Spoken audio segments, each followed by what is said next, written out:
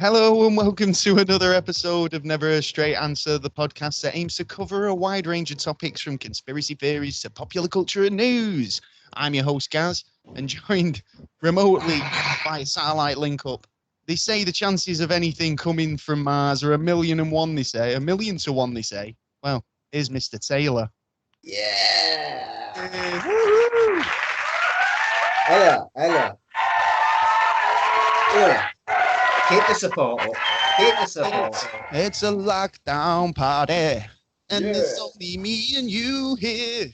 Hey, how's it going, man? Welcome to this show, welcome. everybody. You are listening to Never a Straight Answer, the podcast. As I just said, that we cover a bit of everything. We do. We've been in quarantine now for a couple of weeks.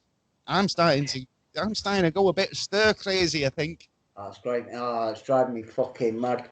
Is it driving you up the wall, mate? Yeah, sleep patterns just up the wall. My fucking eating patterns up the wall. It's fucking. With me, my sleep pattern is so all over the place. It's just untrue. I mean, it's like I keep napping like random sleeps, and then I'll wake up and I just feel groggy as anything. Just don't feel motivated. I don't know if anyone else is feeling like that, but I mean, obviously it's a bit of a weird time at the minute, isn't it? So I mean, I don't want to go into it too much just yet. We'll leave that to the news. We'll leave it to the news, but we've got a really interesting show coming up for you today. Yeah. Today we're going to be talking about what the plans are. Yeah, right. What would you do, or what would the plans be for the government, or any particular country, or the Earth? Yeah. Mm-hmm. What would we do if there was an alien invasion? Fight. Would you fight them? Yeah, fight. Come here, feature. Fight them back. Yeah, man. Yeah, well, this is it. Well, we're going to get into it in a bit later on, because I mean, it is. You'd be surprised to know that there is actually some sort of defense plans. And I've got surprised where there is a defense and we're complaining about it as well. Really? Why? Well, that all comes back when we get into it. Typical British. We're always complaining. No, the world is complaining, not just Britain. Why? Okay. Well, we'll get into that in a bit later on, because I think, to be honest, when I was thinking about it, back in the day, you would think that there might be some sort of early warning system of some description.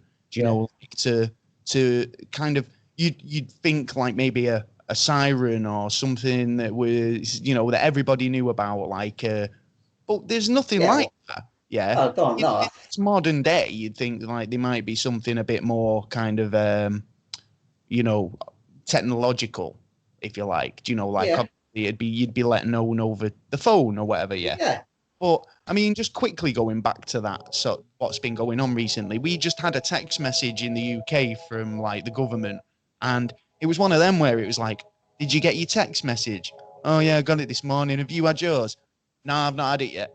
And it's like, if there is a real emergency where everybody needs to, get on it, like, then are we going to be staggeredly let know throughout the day, or is it? The 1% are getting it first. Oh, of course, yeah, obviously, yeah. First one's on about a couple of hours beforehand, or a couple of days. Or a couple of days beforehand. Yeah, they'll get to know before us. I like it. Shit, it's nice, isn't it? It's nice. I do. Yeah, Mum made it. I know, yeah, he didn't go to the official merch stand. I didn't. You know what I'm saying? If you want to get an official t-shirt, go over to Dizzy Jam or the website where you can buy yourself a Never a Straight Answer t-shirt or an official mug. Yes. Pitching. There you go. So like I say, pretty cool episode today. But first, what have you been up to? You know what? I have loads to do, but I can't do any of it because of this fucking close down. Well, I've got absolutely loads to do, but there's loads of stuff. I mean, you might have noticed on the website that just show notes and stuff like that. I've got a bit of a backlog, and it's not that I've not got the time. Totally got the time. Like I said, I just don't feel motivated. And I will. A lot of sorted. I'll be getting it up all soon. Don't you worry. Yeah, there's a lot of unmotivation around at the moment. Of course there is. And I mean, to be honest, then no one's blaming anyone. Do you know? Well, I think if anybody, you know what, it's okay to have a lie-in at the minute. Yeah. At the minute, yeah. Just don't make it a regular thing. So, just don't get too used to it. That's the point. But yeah, I mean, no one's saying you can't have a bit of a lie in at the minute. I mean, obviously, if you've got little nippers, yeah. I mean, my cat comes in my bedroom in the morning and goes pokey, pokey, pokey, and pokes me in the face. Yeah, and I moan at that.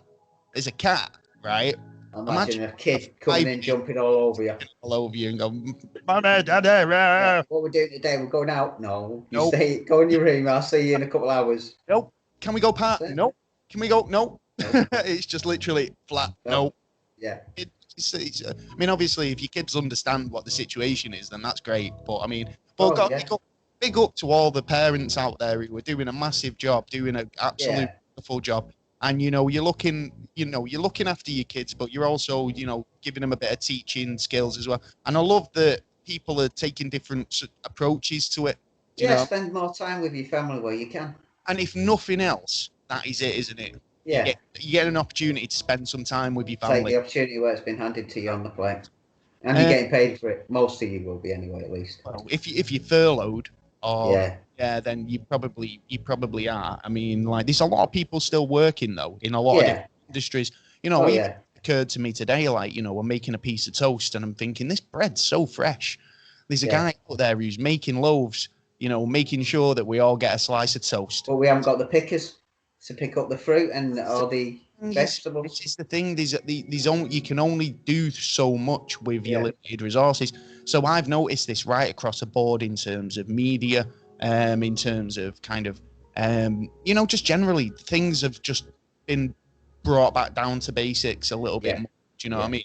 I think it's even going to be even more so. Stuff like this. I mean, you haven't got a full design team at hand. Or you might have. Yeah. Well, depends on chances are these people have been furloughed and they're contractually obliged not to work. So it's like, even if you might need that guy in to do a one-off job, it's like, get a freelancer. You're just better off asking a freelancer who's nothing to do with your company, who would be actually over the moon for a little bit of extra work at the minute. So obviously, if you've got some projects like that, that you can't call on your regular staff to do, get on Fiverr, get out there and just ask about. I'm sure you'll find somebody who'll be willing to do it for a cheap cost at the moment. Been watching anything on the telly box? I watched what was that? Bumblebee last night. Oh, is this the? It was all right. Yeah, the Transformer one. Yeah. Reboot, reimagining. I liked how the robots were all kind of a bit slowed down. Do you know where it was like the original Transformers was just like. Yeah, there was. Yeah, this one kind of worked a little better. You kind of see the changes, and like as a kid in the 80s, Transformer toys. Yeah, they looked like the ones at the beginning, didn't they? Really? Yeah, they were all kind of like literally head up, arms. And it was good how fucking plastic there or something. They were a little bit more basic than these fucking. Again, who directed the originals? It was J.J. Abrams, wasn't it? Because like obviously lots of lens flare, and I think it was J.J. Abrams. I think he loves What's It Too Much, whoever it is, Linkin Park. Oh right. Yeah, literally on every soundtrack, isn't it? Anything else? You watched anything else? Any series or been on any games or anything like that? Well, I've been doing the Call of Duty, haven't I, really? Warzone. I actually had a game last night, didn't we? Had a game last night. It was actually pretty decent. I mean, I'm not buying the game. Used to be a big COD fan. Went off it after they were just selling me the same game, just putting new skins on everything. I just felt like I was being taken for future stuff as well. Taken for a ride. Yeah, I mean, it went all silly. As it's a time and a place with that, all that jetpack stuff and exosuits. Yeah. I found that it worked really well in the zombies on Advanced Warfare, but then but during boots on ground team deathmatches and stuff like that, I was just kind of not too impressed with it. Yeah, they were trying to push the future too far. You've got an extra dimension. It's added a new dimension because not only are you kind of looking around left to right, trying to keep an eye on your surroundings, next minute you've got a guy leaping over your head, and shooting you in thin air. So it's like, you just adding extra fucking brain things that I don't want to have to work.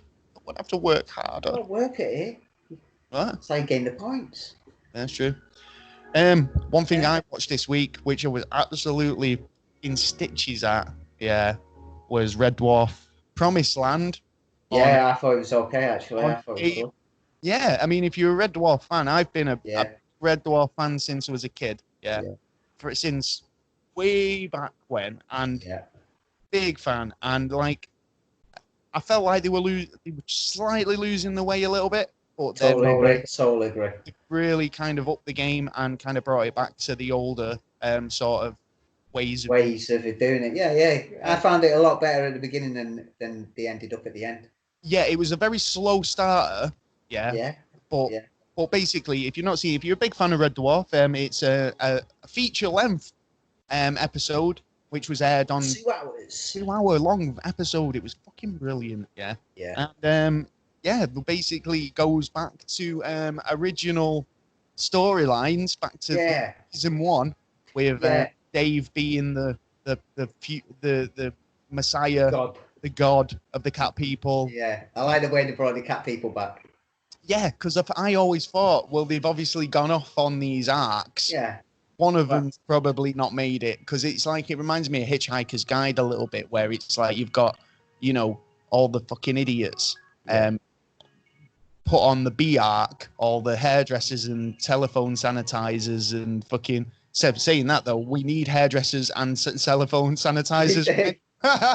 We do. They all get put on a ship, the B arc, and basically put on a course with, autopilot. Nobody was able to steer the ship, and they just got left to fly off into space. Do you know what I mean? And the A arc must have thought, see ya.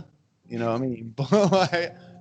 But yeah, it kind of had that vibe of kind of, and that's why I always thought that there was a couple of arcs, and like they've got one who thought the hats should have been blue, one who thought the hats should have been yellow, and they've gone off in each direction. But but then again, that means it's a big opening for. I want to see a film now. They've been talking about it, and they were talking about how the Americans were going to do it.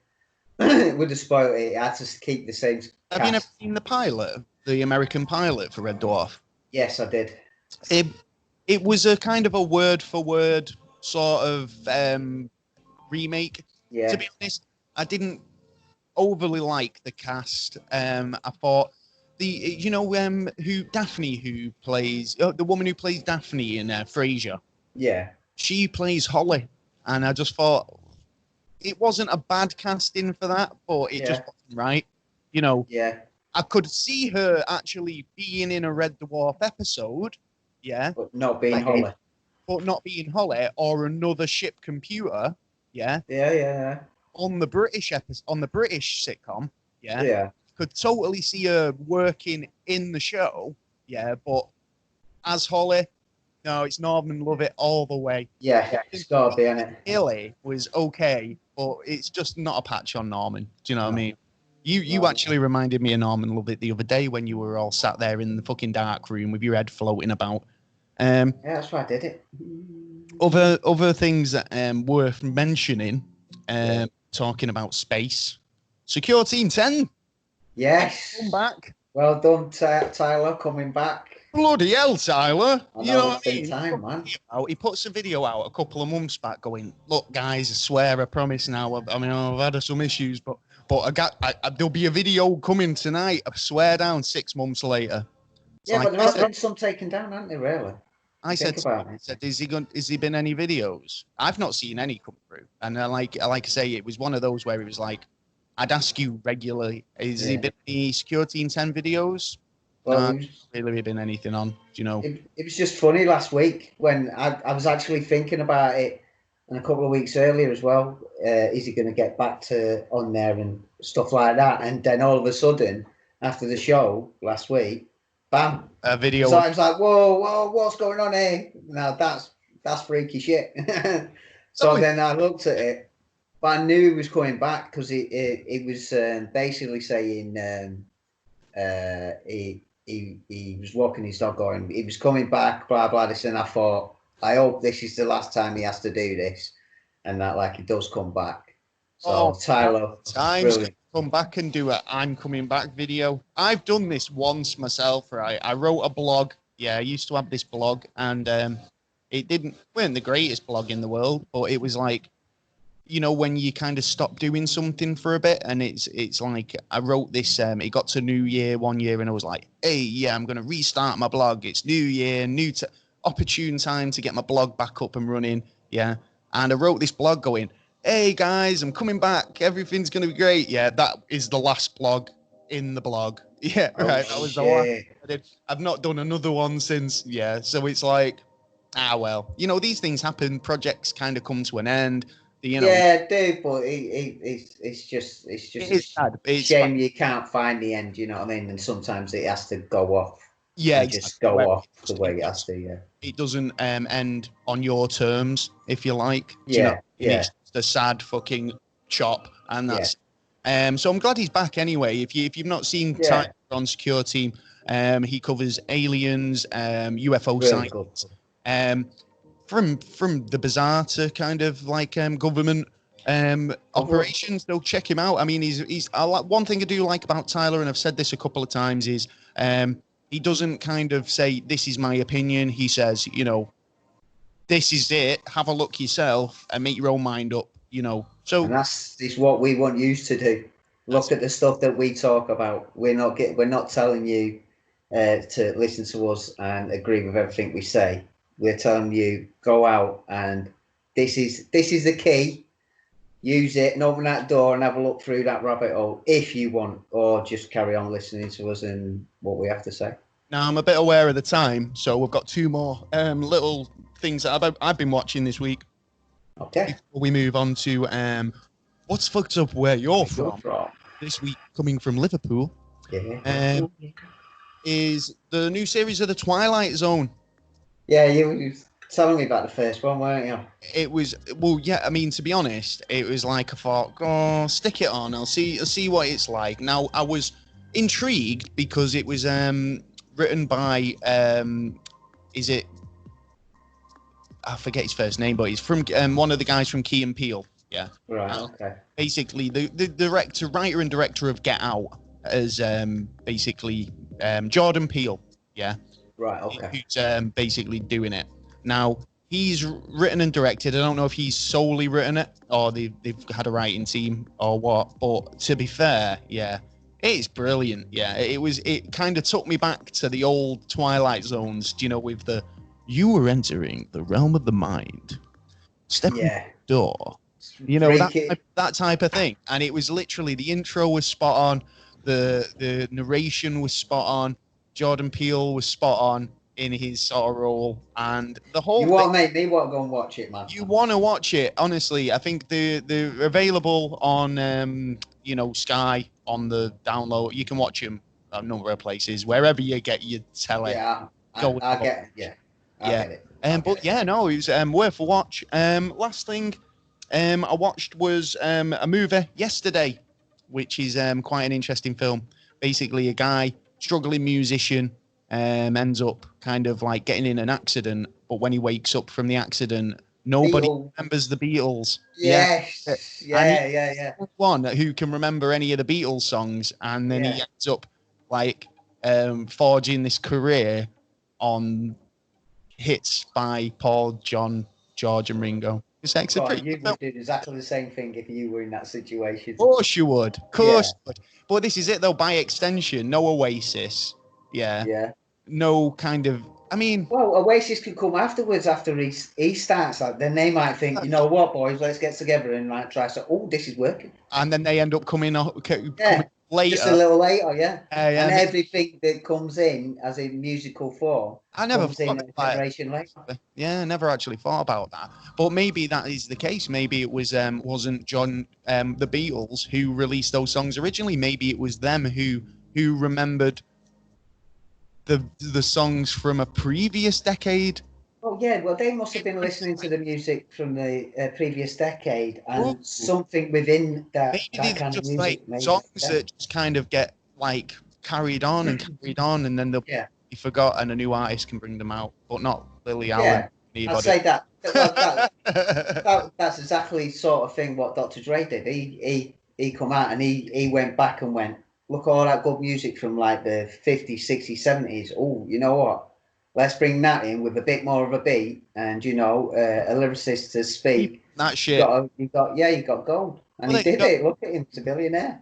Didn't expect that we'd be 20 minutes into a kind of intro, but, you know, there you go. I mean, well, to be fair, had a lot to talk about. It's been a lot on telly this week. To be fair, I've had a lot of time to invest in my viewing pleasures. So, yeah. Have you not watched anything quick before we move on? I'm really not trying to.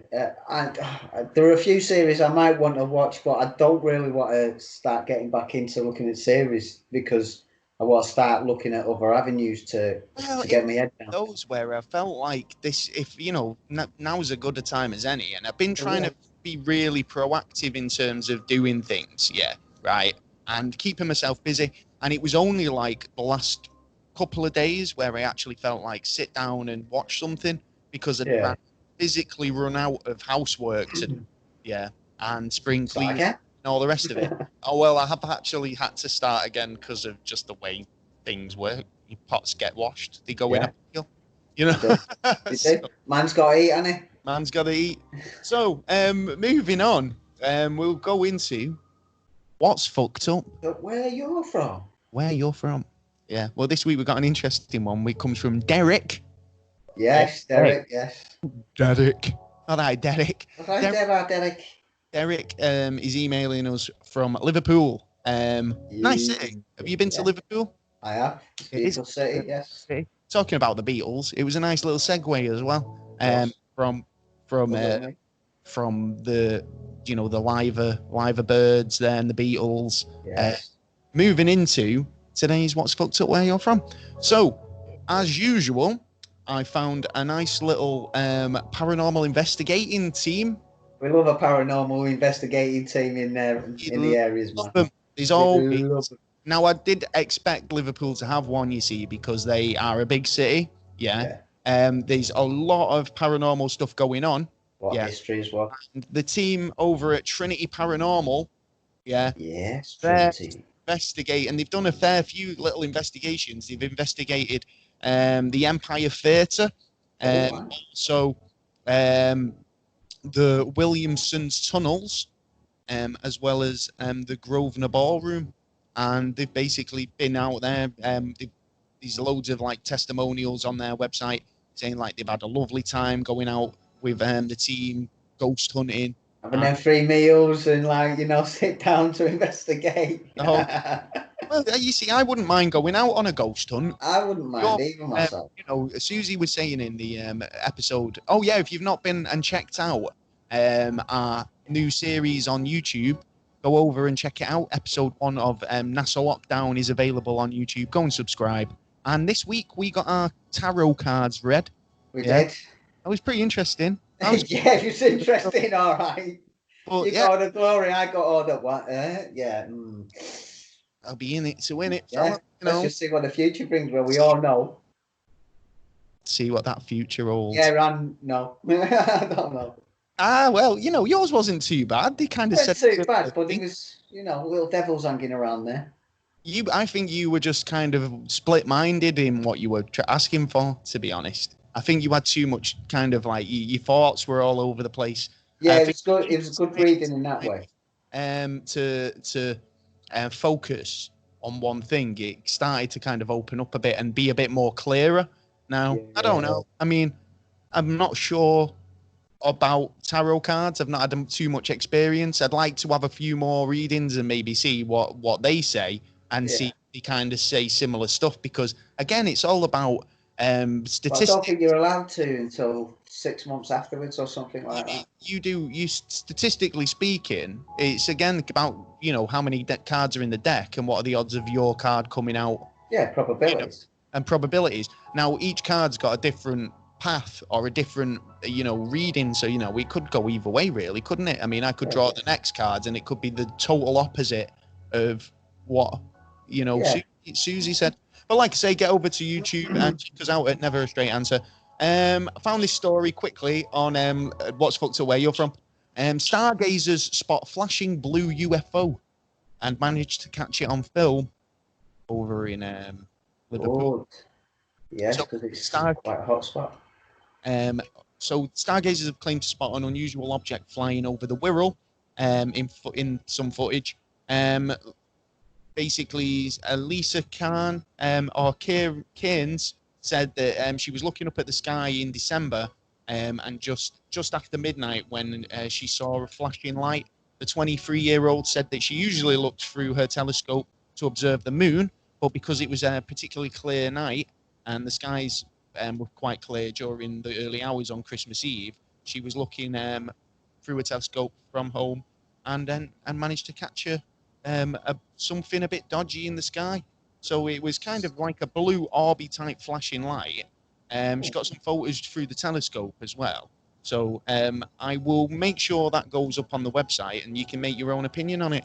A lot on the moon at the minute. People who are looking through their own telescopes and videoing, especially with night vision. Night vision is best to scope stuff. A friend we can see loads of them on the internet at the minute. Who actually does astrophotography, and she's been taking some absolute amazing photos of the moon this week.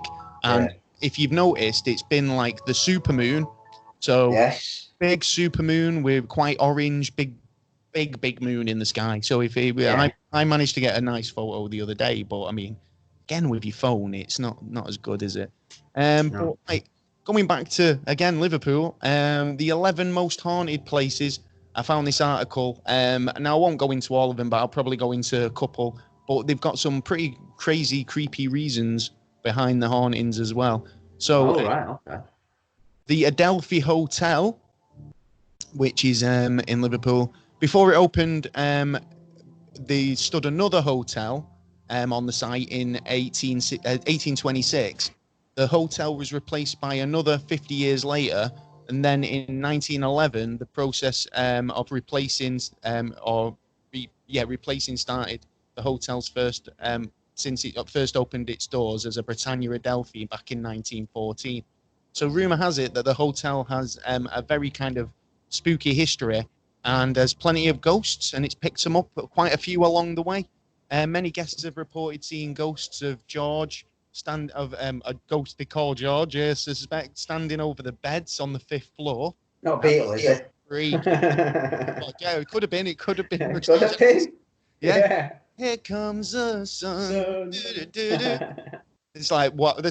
You did ask for an early morning call. George comes doing his opening curtains. Many guests have reported seeing the ghost of George standing next to the bed. He's believed to have been a guest who fell or jumped or pushed out of a window back in 1920s. Another ghost at the hotel includes a bellboy who was tragically killed when he was caught between floors in an old lift. Oh, that's a bad way to go with that. Oh, yeah. That. But he's kind of supposedly haunting the Adelphi. It's pretty kind of. I love the name, the Adelphi. I used to work in an Adelphi building at Salford University. Yeah, it's a great building to work in. Penny Lane, which you might know from the song. Yes. Which is famous through the song and obviously to the Beatles. But the street was named after Liverpool slave ship owner. But most people will associate the street to the Beatles song, which was out in 1967. Those who don't associate the street name with the Beatles associate the Penny Lane with a poltergeist. Oh, right. So there's been some naughty business going on around there then. Yep. At number 44, Penny Lane has been has been home to a very durable poltergeist. That first basically became active in the Victorian times. A young girl basically with long blonde hair also appears at the window of the house, but her identity remains a mystery. All right, so they have no idea who this. No, well, they don't know who the ghost is. This is a funny thing, isn't it? Because like I said this about ghost stories before, if you know the history of the place, then you can kind of get an idea of who it might be that's haunting it, like the bellhop or whatever. We've had stories in the past where it's been like nobody knows who the ghost is. I think we had one last week actually where it was you don't know who the ghost is because nothing's happened there that anyone can suggest.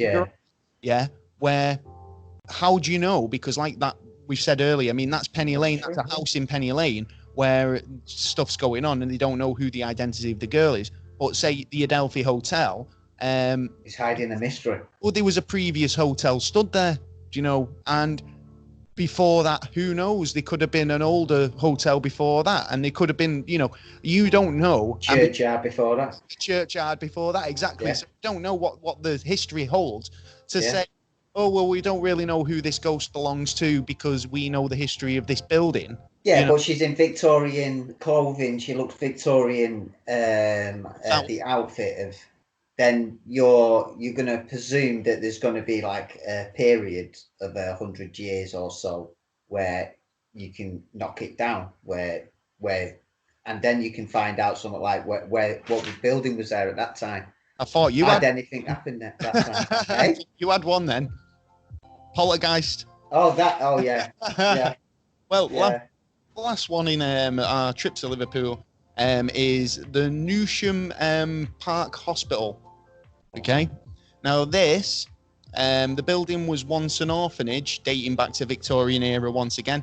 Then it was a medical hospital and then a mental asylum before closing in 1997. Reports go all the way back to when a female nurse complained of strange sightings whilst working at the hospital, and then she was later found dead on one of the wards. Interesting. Patients at the hospital also say that they have seen a child, and it has spoken to people, on the wards. Yeah. And some visitors have reported sightings of a ghost and hearing basically disembodied voices from the building. Broken beds and anti-suicide grills and wheelchairs all still sit in decaying around the hospital. Yeah. Obviously, it's been abandoned. It just kind of adds to the spookiness of it all.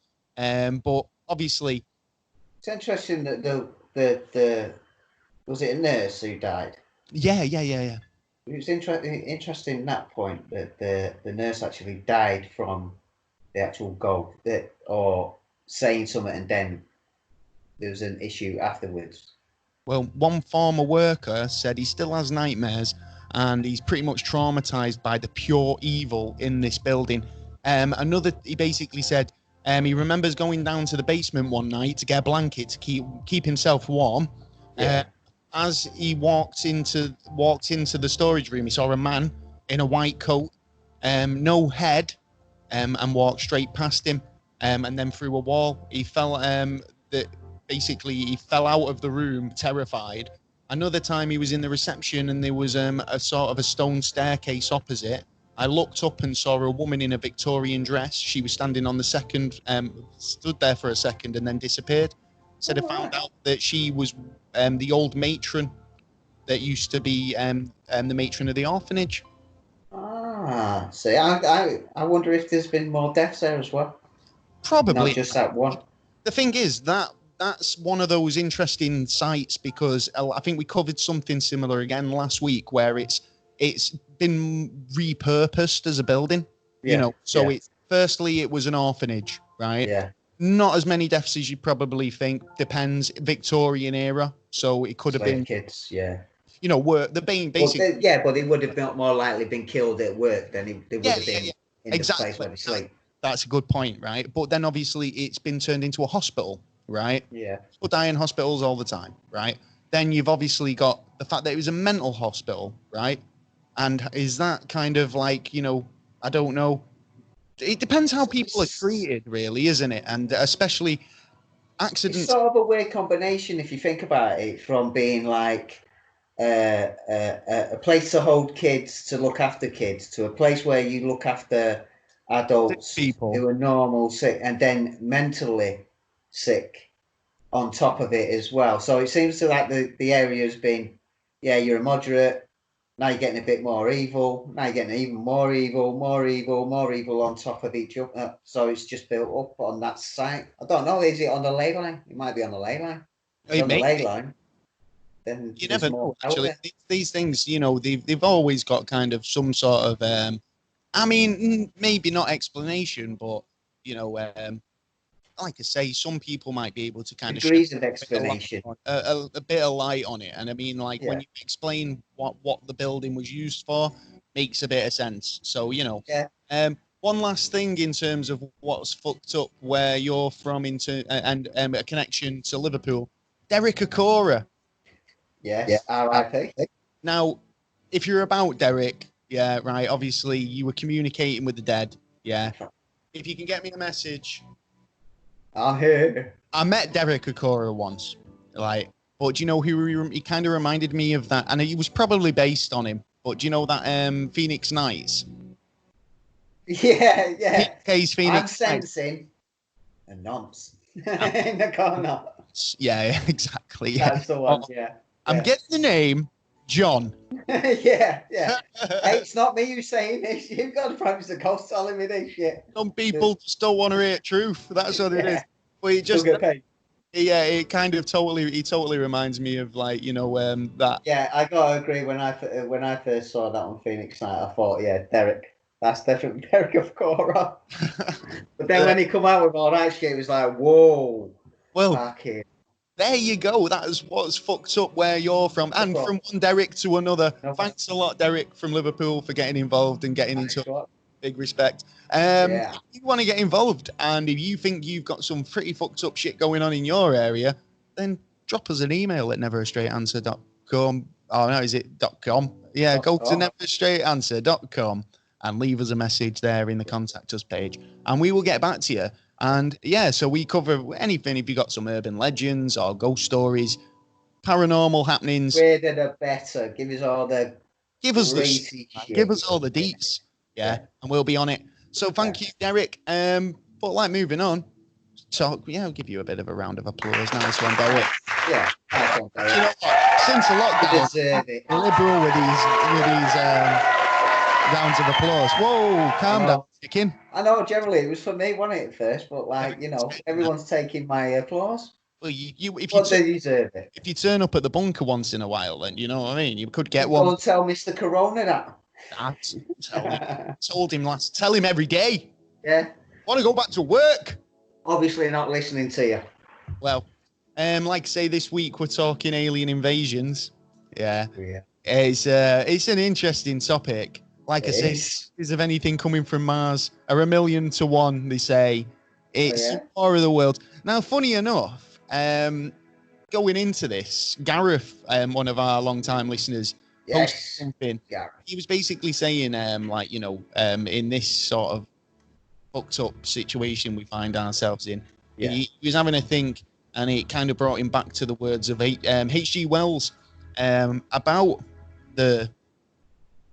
kind of like man and stuff like that. And he was basically saying, you know, he put a quote up, and it made me think about kind of how germs did actually kill off the aliens, didn't they, in the War of the World? It was the germs of Earth that couldn't handle it. Yeah. Now, I seen a mad conspiracy the other day saying that he was that this is coming on a meteorite. What are your thoughts? My thoughts are a thing called that is they're talking more and more about at the minute is let me get this right. No, I can't even. I can't get the word right for what it means, but it basically means outside our atmosphere, all the time we're being hit and bombarded by viruses. Oh, right, okay. Microbes. Right. Bombarded all the time. Well, that means there's life out there. That's life. Yeah. That's life. That's what all people say. Go on. Planetary or something. It's something like that. I can't remember the exact word.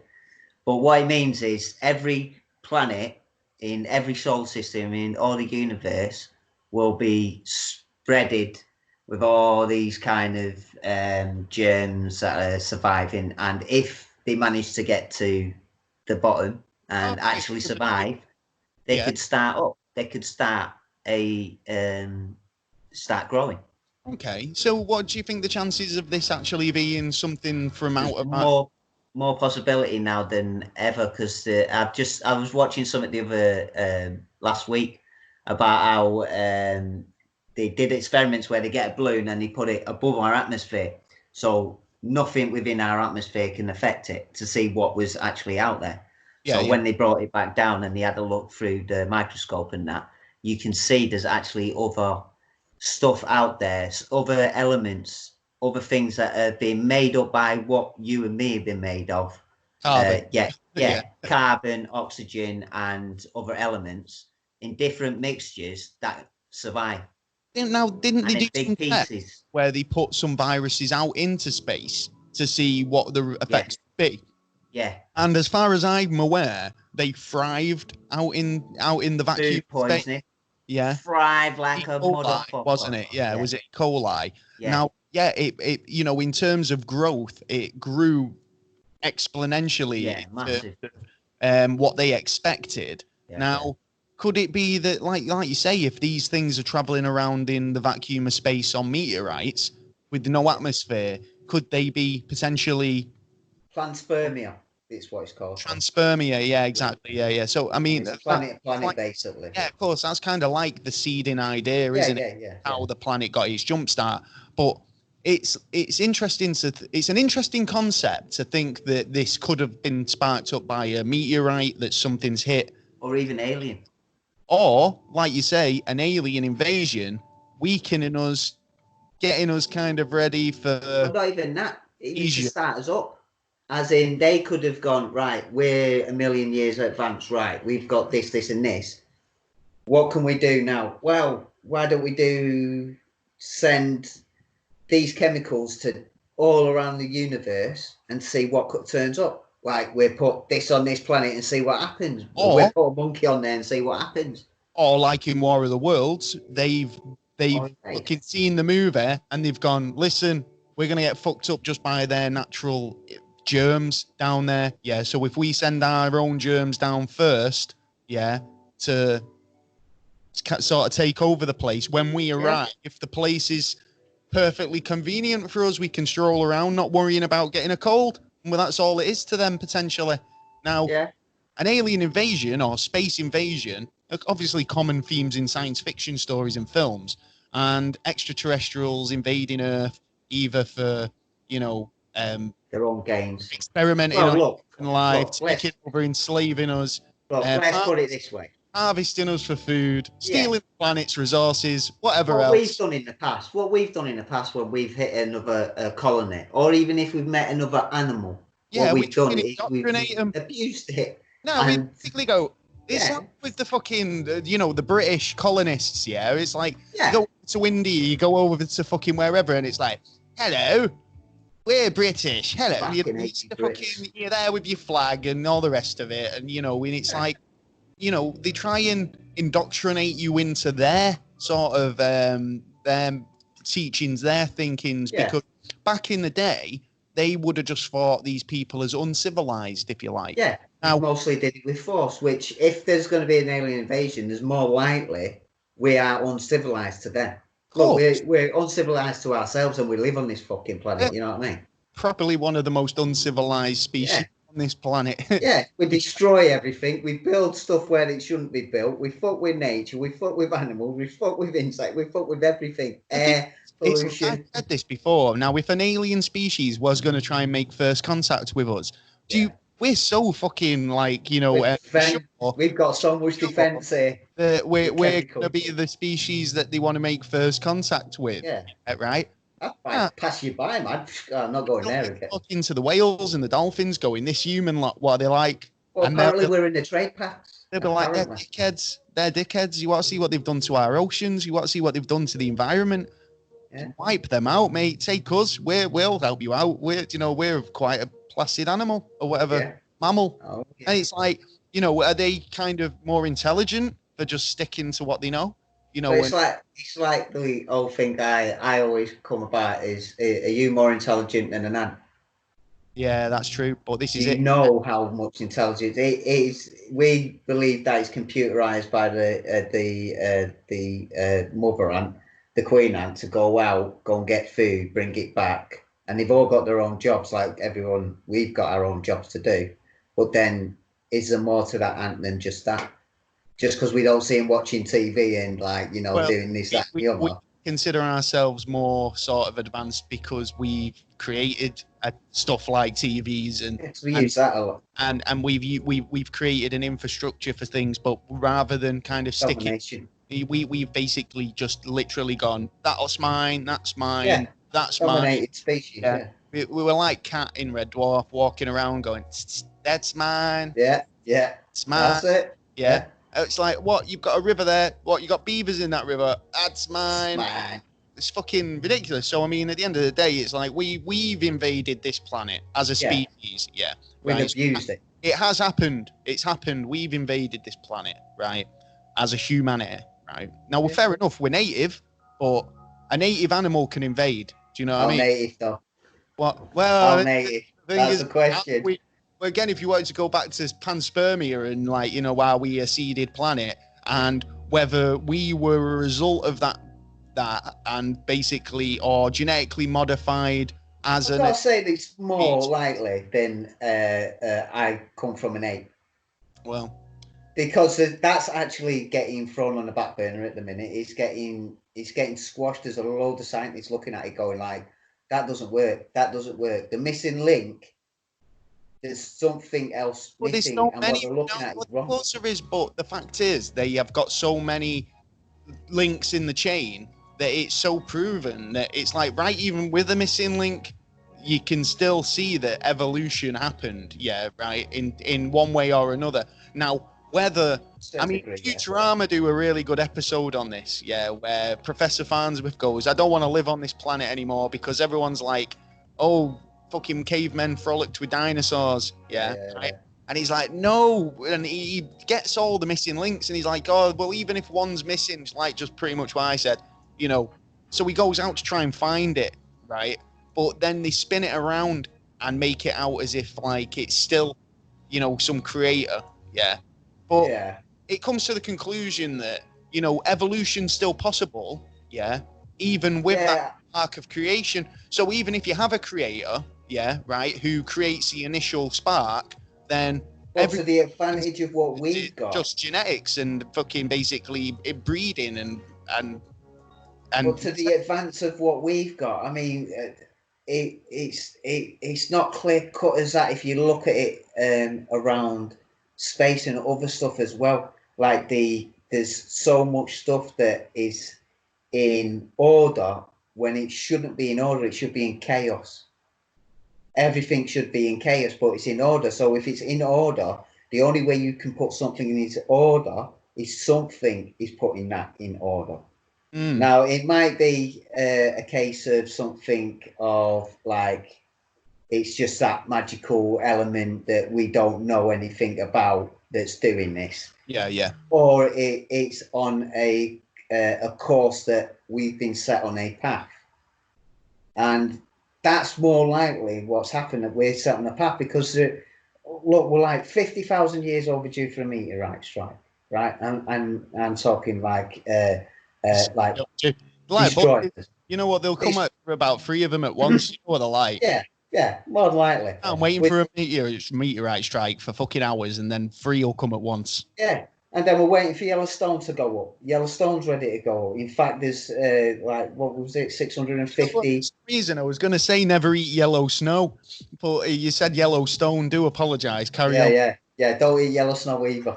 Yeah. You've got all these kind of disasters that could all happen, and it's sort of like there's a pause. Yeah. I mean, there's a pause event, and something is stopping that pause event. The thing is, and I've mentioned this about kind of when we kick start in after this lockdown bullshit. Yeah, right. And obviously the world's having a break at the minute from carbon emissions and planes and trains and cars and buses. We're definitely going to pay for the rest of it. And then all of a sudden, when everything's back to normal, it's going to be an influx of kind of shit back into the environment. Now, that could be a catalyst for worse things to come. You don't know. I mean, it's all chain reactions, and every action has an equal or opposite reaction. we learn this, we know this to be true. So exactly. Obviously, again, in terms of, you make a decision, and now these are like, if you go parallel universes, there's a universe out there where every action's totally different, but episode. You know what I mean? But there's definitely going to be issues with you basically choked Mother Earth for so long, and now she's had a little bit of breath, because it's not all stopped. She's had a little bit of breath, and now you're just going to choke her back again. So you're doing us no favors in the long run. But history always repeats itself. Do you think there's been? Do you think there's been any, alien invasions that have been kind of hidden, swept under the rug, like in Black, where they're all like, there's always an Arquillian battle cruiser or a fucking Death Ray or something. 1974. Are just about to kind of the Battle of Los Angeles? Are we talking? No, that was 1942. Okay, so what you're talking about? There was paperwork to follow this trail about submarines. There was certain submarine fleet that was going to be destroyed, but ended up being rebuilt. Right. Okay. And rebuilt to supposedly be made into ships. Spaceships. Yeah. Okay. Basically. So apparently this was, and there's paperwork, there's slight paperwork and witnesses who accommodate to this, saying that in 1974 there was a meteorite, one of the meteorites that we're actually looking at now, that we actually landed a satellite on. Okay.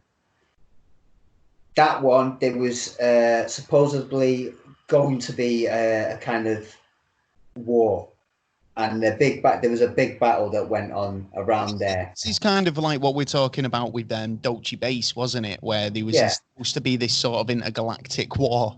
Well, if you check Germany in the 1800s, there's pictures of there being like battles in northern in the Netherlands.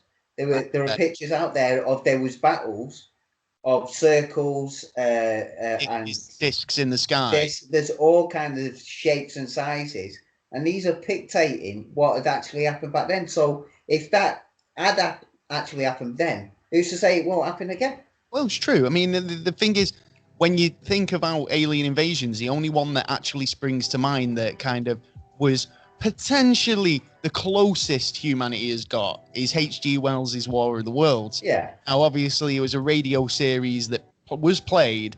Now, if you were to switch on halfway through or just miss the beginning and you didn't realize it was a mockumentary show, then there was people out there panicking, thinking that there was a fucking alien invasion. Now, it started making me think about plans we've got in terms of kind of what we do if there was an alien invasion. So I started having a bit of research, but just quickly going back, I mean, technically speaking, like if a human, we were talking about colonization and stuff like that. Yeah. Say if we kind of go up to Mars, we want to colonize it. Colonize. Yes. Yeah. I'll get the words out eventually. We wanted to colonize Mars, right? Which we do. We find out that there's a native species up there. Yeah. Right. We're going to dominate them. Are we the alien invasion? Yeah. We're invading. Yeah. We're aliens. From their perspective, we are aliens, right? We've never been subtle on meeting another tribe or species. We've never been subtle enough. Own the place. Someone's there, we're going to invade it. Even now, like someone's house, like, he hasn't paid the rent, we're going to invade it. We're going to take it. The thing is, it's like, straight away, it's jumps to war. It jumps to strategy. It jumps to fucking... I'd say there's a 90% chance. Battle plans, those types of things. I think it goes... And this is what kind of struck me as quite fascinating, because I found that Nick Pope had actually... who used to run the Ministry of Defence's UFO projects. He believes that a threat of an alien invasion is serious enough that we should be preparing for the worst. Yeah. So the chances of anything like, happening... are quite, slim. But Nick Pope obviously thinks that we should be putting a fucking research into it. Now, just bear in mind, right? Like how we have invested so much money into the space programs and stuff like that. And I only mentioned a couple of months back about how, in terms of what we've invested into stuff like pandemics, is nothing compared. And that's more likely to happen than an alien invasion. Classified documents have come out which do actually kind of give a bit of a breakdown on what would happen if there was an alien invasion. I'm not sure if this is something that Nick Pope has kind of drew up, or if this is the actual classified documentation, because it looks a bit shady to me. Right, in terms of, like a document. Now, the classified stamp on it, for a start, is something that we use on the website. It's a PNG file that I found as a design element. So straight away, I'm copying us. Straight away, they're copying us. But Nick Pope's, sort of draws from his experience working at the MOD. And I trust Nick Pope. And he's created a war plan, which reflects how Britain's government would most likely react if there was an alien invasion. So I found it quite interesting because it does draw up a few good points. So first warnings of an alien invasion are likely to come from the Hubble telescope. Deep space networks or radio telescopes such as Jodrell Bank, the ballistic missile early warning defense system, which is over in what was it? Thingy, we covered it a couple of months back. Which used to be the early warning defense system, which I'm not Menwith Hill. I'm not sure if that still is the early warning missile defense system, or no, it's the THAAD. Right, okay. Which is the activation terminal high alternate area defense. Right, okay. So they're saying that the ballistic missile early warning system, RAF, Fillingdales may also play a role in detection. So obviously we'd have a bit of kind of an early warning radar or something to say that something was coming into our atmosphere. But we have so many videos of things coming into our atmosphere that never get reported on, never get talked about. Are we to assume that the government are ticking these boxes to say it's not a threat, it's not a threat, it's not a threat? No, because they're probably already here. There's more chance that they're already here and we've already had the encounter and all this hidden stuff, because otherwise they've been here before. Well, in that case, they're not here now. Invaded then in that. But we've got their technology somehow. We got the technology. But we've gone into this about, have we repurposed technology that we found, or is it a case of that we've been handed it and we've kind of been shown how to use these things?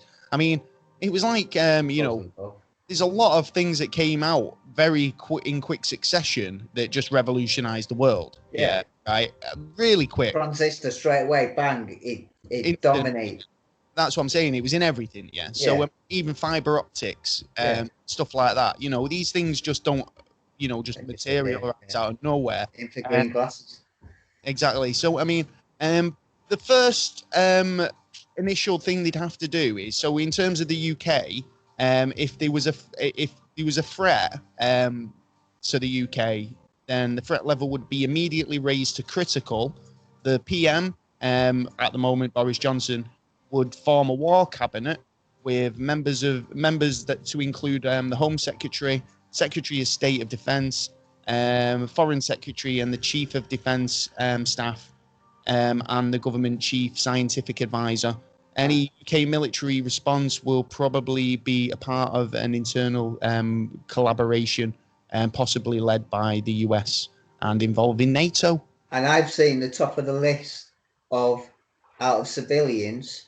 Who do you believe out of the civilians would be the first on top of the list to be going in the bunker? It's you, innit? No. Go on. Who? No. Elon. Surprisingly enough, instead of doctors and stuff like that, the first people that they will pick up and take out the bunkers. Bankers. No, not bankers. World leaders. Nearly there. Begins with a B. Builders. Builders. I suppose surprisingly enough, builders are at the top of the list. Well, I suppose they need infrastructure and stuff like that. I mean, at the end of the day, there's no point in saving fucking all the jobs with geek people like who couldn't fucking do a plumb a toilet main and it tried or whatever. You know what I mean? You do need these people. Turn a light switch on. Thing is, this is a big wake up call, at the moment, because look who the key workers are. Yeah, right. At the moment, the people aren't going to get running this fucking country, the people who were working every day during this crisis, these key workers, right, the supermarket workers, the nurses, the doctors, the fucking delivery drivers, electricians, electricians, plumbers, the fucking people who some snobby bastards out there might be putting them in she's just in a lower, you wouldn't wipe them off to the shoes or whatever, right, on an everyday thing. Except for they'd be screaming like their mummy if they was ill. Home, because their job on a day-to-day, doesn't do fuck all for the country, it doesn't help, right? So if you're great at fucking numbers or you're great at the stock market or whatever, right? But at the end of the day, mate, it's the everyday people who are fucking keeping this country afloat at the moment. So at the end of the day, that's where fuck off.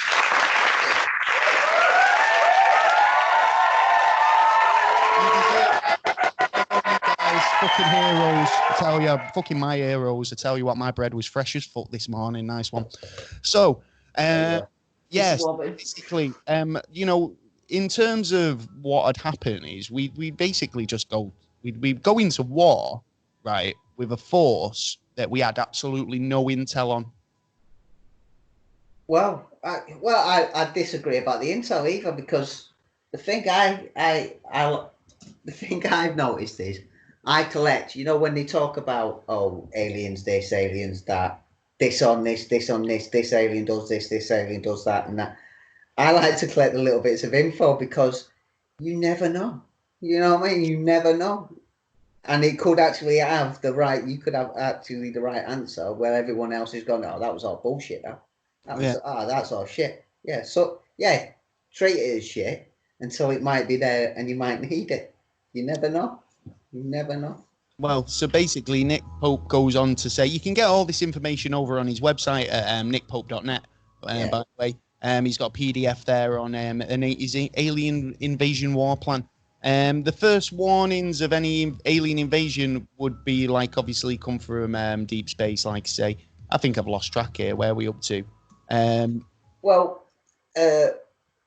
be probably just at just slightly outside our solar system, we're spotted, whatever it is coming in. Well, so basically, the worst case scenario in terms of sort of the technology and the weaponry that we might face is basically, like I say, nobody really kind of knows what sort of technology they might have. Well, they're going to be more advanced than us. We've got to officially figure that straight away, that they must be more advanced. Or the lack of any intelligence on alien capabilities and basically would be difficult for us to kind of put a plan just based on assumptions. But in relation to the extraterrestrials, it's responsible to surmise that they have discovered us. They are our own they through our own technologies. Do you know what I mean? Yeah. Because ever since we've built the television or the radio, the signals have been thrown out into space. But then the thing is, if they've managed to find us, right, they've obviously got a superior technology themselves. Well, we're not quite, are we, really? We're noisy bastards in the neighborhood. But that's what I'm saying. It's straight away, we point a telescope at any other planet, right, we see a planet. We point a telescope from that planet at Earth, what we're going to see pure shit floating around it. Satellites, so much noise. In terms of even your normal TV, right? Talking about signals and, these types of things. You've got, say, 200 channels on your TV. That's 200 signals plus just coming for that TV. Just to give you a signal everywhere. You know what I mean? And these are being transmitted out into space. We purposely transmit into space to see if anybody can fucking find us, right? Now, if they've got the technology to find us off their own back, yeah, and follow that signal and track us, yeah, then we only have to assume that they've got technology far in advance of our own, right? And if they have, then we can only assume that we have got to fucking defend ourselves, because they're not coming here with minimal tech. They're coming here with fucking mind-blowing shit that we can only dream of. Do you know what I mean? Well, you know, when I was saying at the beginning where I got surprised on like our defense, interstellar travel, and you know, fucking bioweapons. They could be using anything. Now, again, they want to destroy us. They would have destroyed us by now. We could have had bioweapons like being used in that respect if you want to, if you want to go down those fucking rabbit holes. But even now. Yeah, exactly. That's what I'm saying. Yeah, even now, you could, if you wanted to go down those rabbit holes, you could. Sorry, I just had to pull my sock up. Why are you pulling it down? Yeah, slipped. Yeah. All right, there you go. So you know, it's kind of hard to not take it for granted that they're gonna just be coming down here for a bit of peace and a bit of chilling. Yeah, they might, but if they were hostile, which are more than likely to be, it'd be a case of we have to kind of super defend ourselves against any possibility, if you like. Dreadnoughts, I think they're called. What's that? Dreadnoughts, I think they're called. Supposed to be a bad species. Supposed to be the worst species. The like one. Taylor's familiar with all the alien races. He's out there partying, mingling. Now, funny enough, I just wanted to know about two different species, and that's the arachnids and the Dragnors, I think they're called, because they're the ones that are supposed to be the bad guys, and I wouldn't want to get picked up by either of them, because reports on those that get picked up by them get more violated than if they were done by the Greys or by there's like these big fucking furry animal kind of things that come in. There's all different kinds, but them two species would be the ones to watch the most, if they are. Nick Pope seems to think that obviously if they're able to reach Earth, they would no doubt possess weapons of mass destruction. An alien invasion would basically conclude in basically a threat. So they take it as a threat straight away. Well, they would. I mean, unless they. It's the thing about handshake, isn't it? Right? You know, if you were kind of on a boat, or it's hard to kind of have an example. You know, if you were in space on a ship and you came across another ship who you didn't have a clue, you'd hail them. You'd be like, you've seen it in Star Trek a million times. It's like open comms. Let's have a chat with them. Are they friendly? Yeah. If they don't respond to your handshake, or they don't kind of, they're instantly a threat, then you've got no choice, have you? Think of it as a president. Right? You want diplomatic ties with Saudi Arabia, yeah?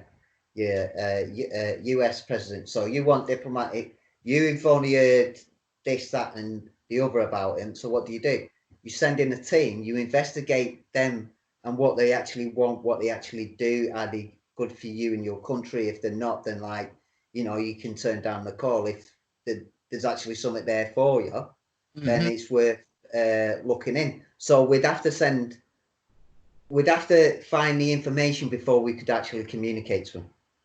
Yeah, because we don't know how they'd stand if we turn around and went, "Hiya, you're right." But the thing is, they go, that means war to me. It's the fact that look at like films like Independence Day, for example, right? Yeah. Just turn up, right? So it's a case of that. It's not even like they're gonna just go to the governments and say, "Quickly, can we have a word?" Because like we're here, but we're not a threat or anything. Yeah, literally, if fucking spaceships descended on the planet tomorrow, they'd be panic, regardless of whether if they're here for peace or for fucking being invaded. You know, people would just not have the fucking clue to just see what the fucking situation is. People would be firing their guns up at the ships, yeah, right, I'm not even shitting you. That would be. Well, look at Battle of Los Angeles. Yeah, 42. Didn't it? They weren't people firing off the weapons like. Yeah, there was 15,000 shells and bullets and rounds fired up into the sky at a so-called. They actually trying to cover it up now and saying it was a balloon. But how could it be a balloon when things were bouncing off it? When the rounds were bouncing off it, and plus 5 people actually did die that night because of the rounds. Yeah, because the rounds hit them on the because they were saying. Yeah, because if you shoot a round in the air, it's going to come back down. Yeah, what goes up must come down. Yeah, exactly. Yeah. So it just depends where you're standing at the time. Now, if you're standing underneath it all of a sudden for 2 hours, terminal velocity. Objects are coming out everywhere. Everyone was shooting from pistols to gunnery batteries. It just went off, and it was like, and they just said it. Oh, it was an air balloon. Fuck off. Air balloon. Well, Roswell, air balloon. Oh yeah, with all them witnessing and all them threats you put out there and all that. Oh yeah, it was. Oh no, it's not. And trying to cover up and then changing your story time again to try and fit the story. When why don't you just tell us the truth? Because we already fucking know. You know what I mean?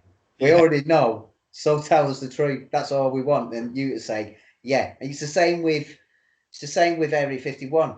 Even when in 91, when it was printed out by the Russian government, it was put out as like, no, done as this, and it was only, I think it was not that long ago. I believe not that long ago they've admitted that it's there. They might actually still believe it's not there. Well, actually, another bit of the US have basically revealed some secret plans. I've just basically some psychological warfare in terms of like alien invasions. I'm just trying to get the info up now, but as well, Gareth actually sent me something quite interesting about some secret documents that have just been released regarding the Soviet psychic and paranormal investigations, which will be in a future episode. Nice one. Nice one, guys. Over. But in terms of the US's plans for world domination, an alien invasion. Yeah. So obviously the United States have basically revealed. Sorry, hang on. Star Wars. I've got loads of adverts popping up on my screen. It's annoying. They've got the Star Wars program, which has recently just been been implemented. But details of a shocking plan were basically of the CIA's UFO files published on the website now. Talk about weapons and plans to what they do in terms of an invasion flying saucer phenomenon, which goes back to 1952. The CIA were deeply involved in investigating the UFO flying saucer phenomenon back then, and there was a memo that was sent to during the height of the Cold War that basically had concerns of a number of UFO sightings. So a plan was drawn up. The memo added that the news of potential alien activity could pose a spark of mass hysteria and panic. So it was worth kind of looking into just off those, those reasons really. But I thought that was quite interesting. You got to think though that by you saying that, then it actually brings countries together as well, because the Cold War was slightly stopped because of that, because they were seeing objects. Well, you were seeing objects flying around, and Russia didn't know where they were, thinking, oh, it's the Americans. The Americans didn't know where they were, saying, oh, it might be the Russians. That could spark shit off because it could spark shit off, but luckily it hasn't. It actually made it more effective. Okay. More close communication together. So I do have this. I do have the document here, but again, I'm having a bit of trouble with it. It's basically saying, oh, Gordon Bennett. Is it saying Gordon and Bennett? No, just this website that I'm on just absolutely hates me for some reason. Right, we'll come back to that one. But another thing I wanted to talk about in terms of, alien invasions is Project Bluebeam. Now, we've talked about it a few times on the show. It's quite interesting because this sort of is the concept that governments working with new technologies are able to sort of simulate an alien invasion. So basically, as a method of control. Now, it's a conspiracy theory that we've covered in the past. If you want to go back out and check our Project Bluebeam episode, I think it was 20s, something like that, episode 20-something. In fact, I'll post a link to it as a flashback episode at some point. But there are supposedly 4 parts to the Project Bluebeam project, which include the dissolution of major religious icons, basically using holographic space show to basically con everybody into believing your God in the air going, oi, what are you doing? This is how it started, because back when I first started looking into Project Bluebeam, the idea was more of a religious concept. It was basically that using low-level frequencies and a light show that you would be able to kind of con the masses into seeing their Messiah, seeing their God, and hearing their God, who would tell you it's all over and all the rest of it. I've no idea, what the plan was, right? But in more recent years, it's kind of creeped into an alien invasion, and how using this technology to simulate an alien invasion would be far more beneficial and work a lot better because of the way scarier control. People, of course, it's a threat. It's like someone just saying, "I'm God and I'm here," And not only that, it's answering the question that people have always got in their mind as well. It's answering something people want to know. So, like I say, it's telepathic electronic two-way communication, or ELF, extra low frequencies, and VLFs, very low frequencies. Now, TV use ultra high frequencies, don't they? Right, to transmit pictures and audio. So it's not possible to transmit sound waves and video waves, audio waves, through these frequencies. Now it's been proven that ultra low level frequencies and very low frequencies do have weird effects on humans. They do it now with music. With music, it's it's called the 424, I think it's called, the hertz on the sound levels. The sound levels have changed from now. Listen to music that you would have heard in the 70s and that to now. It's like 4,000, 8,6. There's loads of different. There's loads of them, But I mean, it's a control mechanism now. Now the whole concept was using these basically using worldwide microchips to fabricate horrifying supernatural events to make people desperate for the new world order, basically. Because you're going to turn around, aren't you, and go straight to your government, and they're going to go, well, we can't control, but these new world order people reckon they know, we're going to follow them. The thing is, though, this technology fucking exists. I've seen it. People using lights and light shows to create some fucking very realistic. Tupac did a concert the other month, didn't he? I think Elvis has done one as well. Yeah, he's done a couple. So, and that's on a small scale. Now, if you do YouTube Project Bluebeam, you might find some really cool Chinese holograms which are being projected as entertainment, but it's so fucking impressive that it kind of lends credence to the fact that this could actually happen. You could actually. Well, they're spraying shit in the air and all that. It's supposed to be able to absorb and be able to transmit, so you could actually see something in the sky. So basically, a lot of conspiracy theorists say that Project Bluebeam is a long-running project that includes UFOs, paranormal elements that are supposed to confuse people.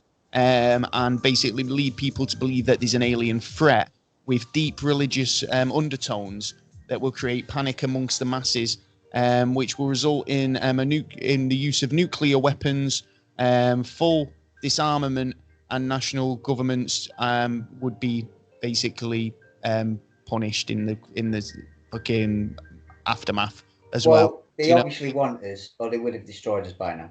For one reason. But if you think about it. Do you think that's more likely than an actual alien invasion?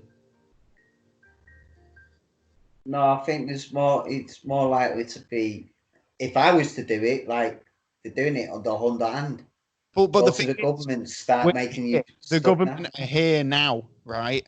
Yeah. The government are here, or governments exist. We have technology that could do this. It's supposed to be a council of 9 in so space. In terms of probability, right, I'd say that there's more possibility and probability of it happening under a Project Bluebeam HARP scenario than it would if it was actually happening as a part of it, yeah.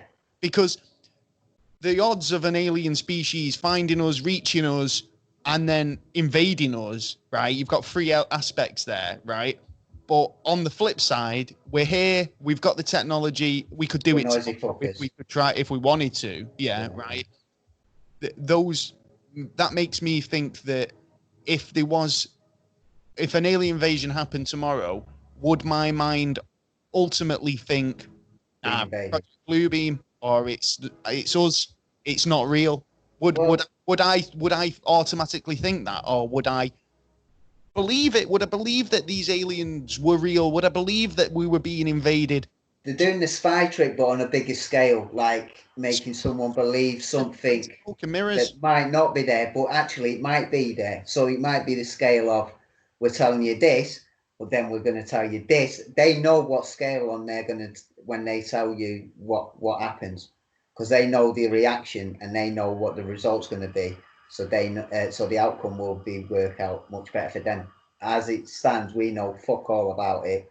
We know little bits here and there, and we're under the influence of whatever is going on at the time that's going on. Totally under the influence. Yeah. Yeah, we're under the influence of telly on your phones, on the internet, and all that kind of stuff. If that goes, I was hearing something actually about there's like the possibility of the net going off. Well, we'll talk about that in a minute because we're going to go into the news. I've got some more defence here.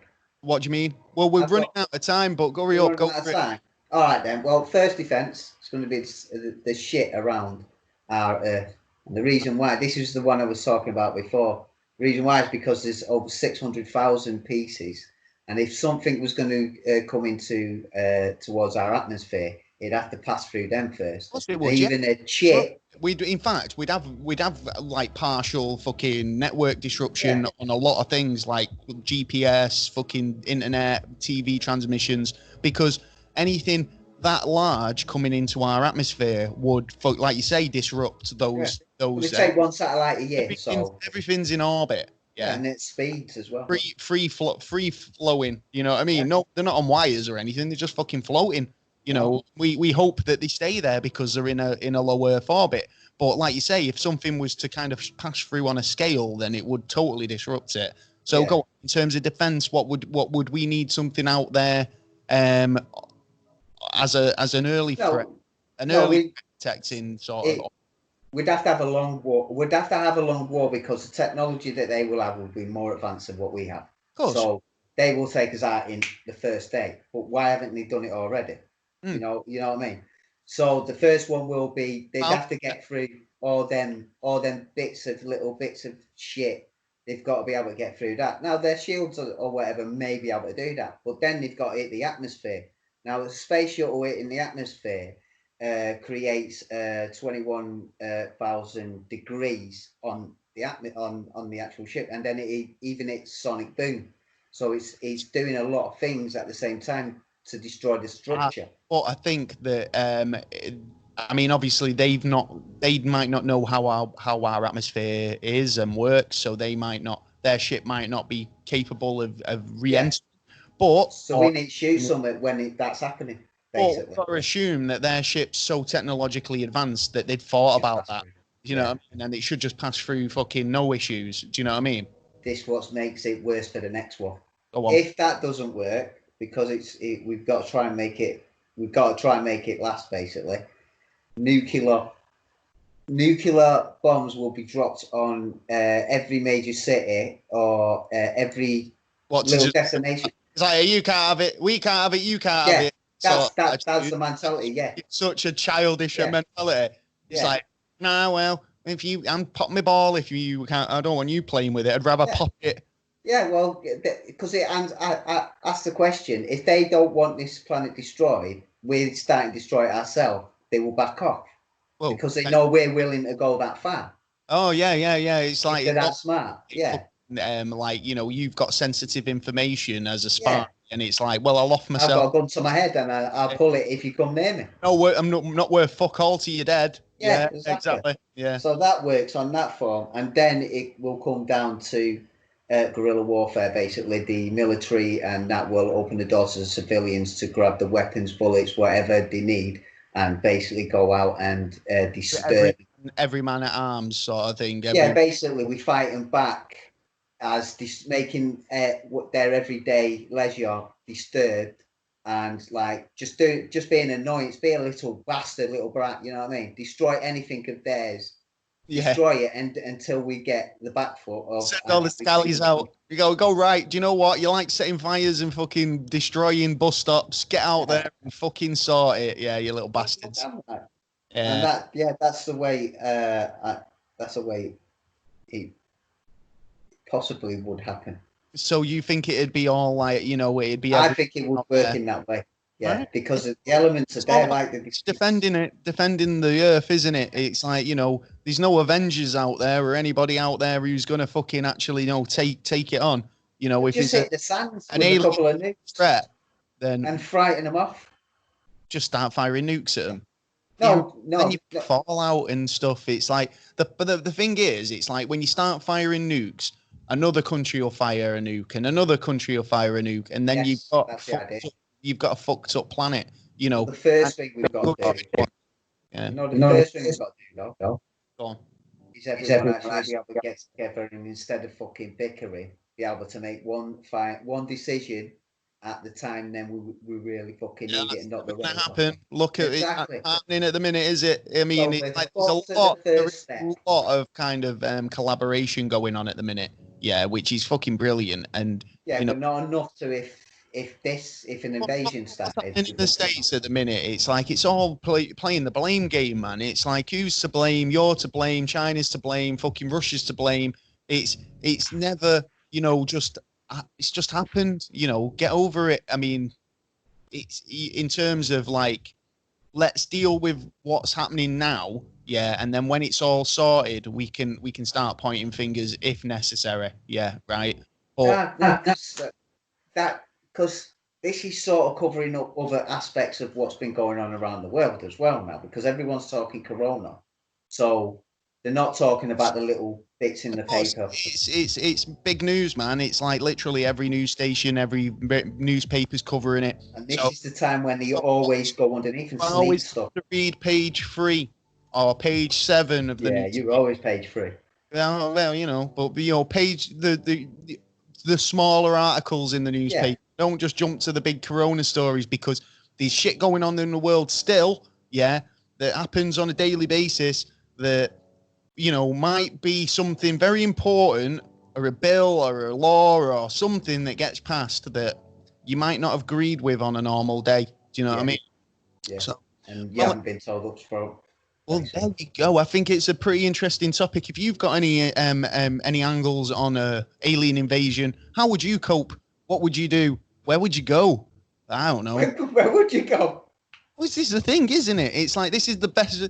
Say the best bit. It's all like, right, where would you go if a meteorite struck us tomorrow? Okay, look at this, right? If you're a fucking, I was sat thinking the other day about maybe, imagine if even if you won the lottery this weekend, right? You've won the lottery, you've got millions of pounds in the bank. Well, you can't go on that fucking exotic holiday you were always wanted to go on. You can't go on that cruise. Yeah, you can't go fucking on a shopping spree at the minute. Yeah, so it's a fucking pointless thing.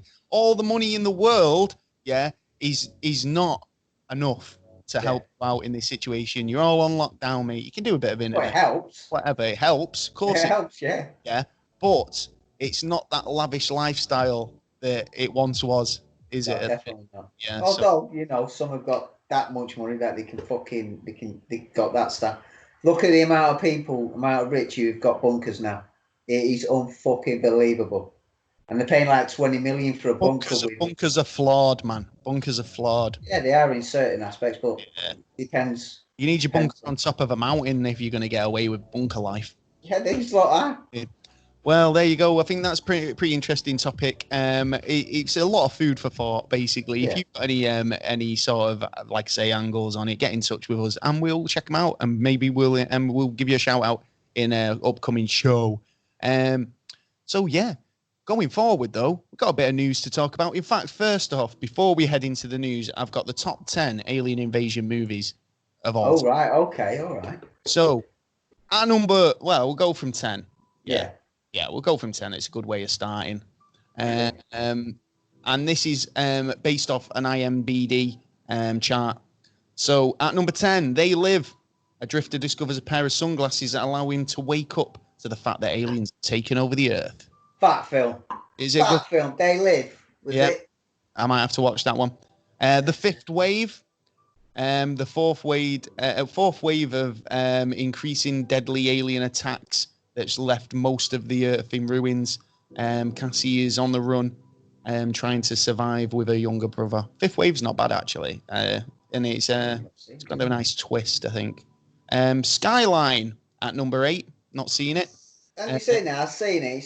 It's all right, but I think it's a little over the top of it, I think. 2010 movie. It's strange lights descend on the city of Los Angeles, drawing people outside like moths to the flame.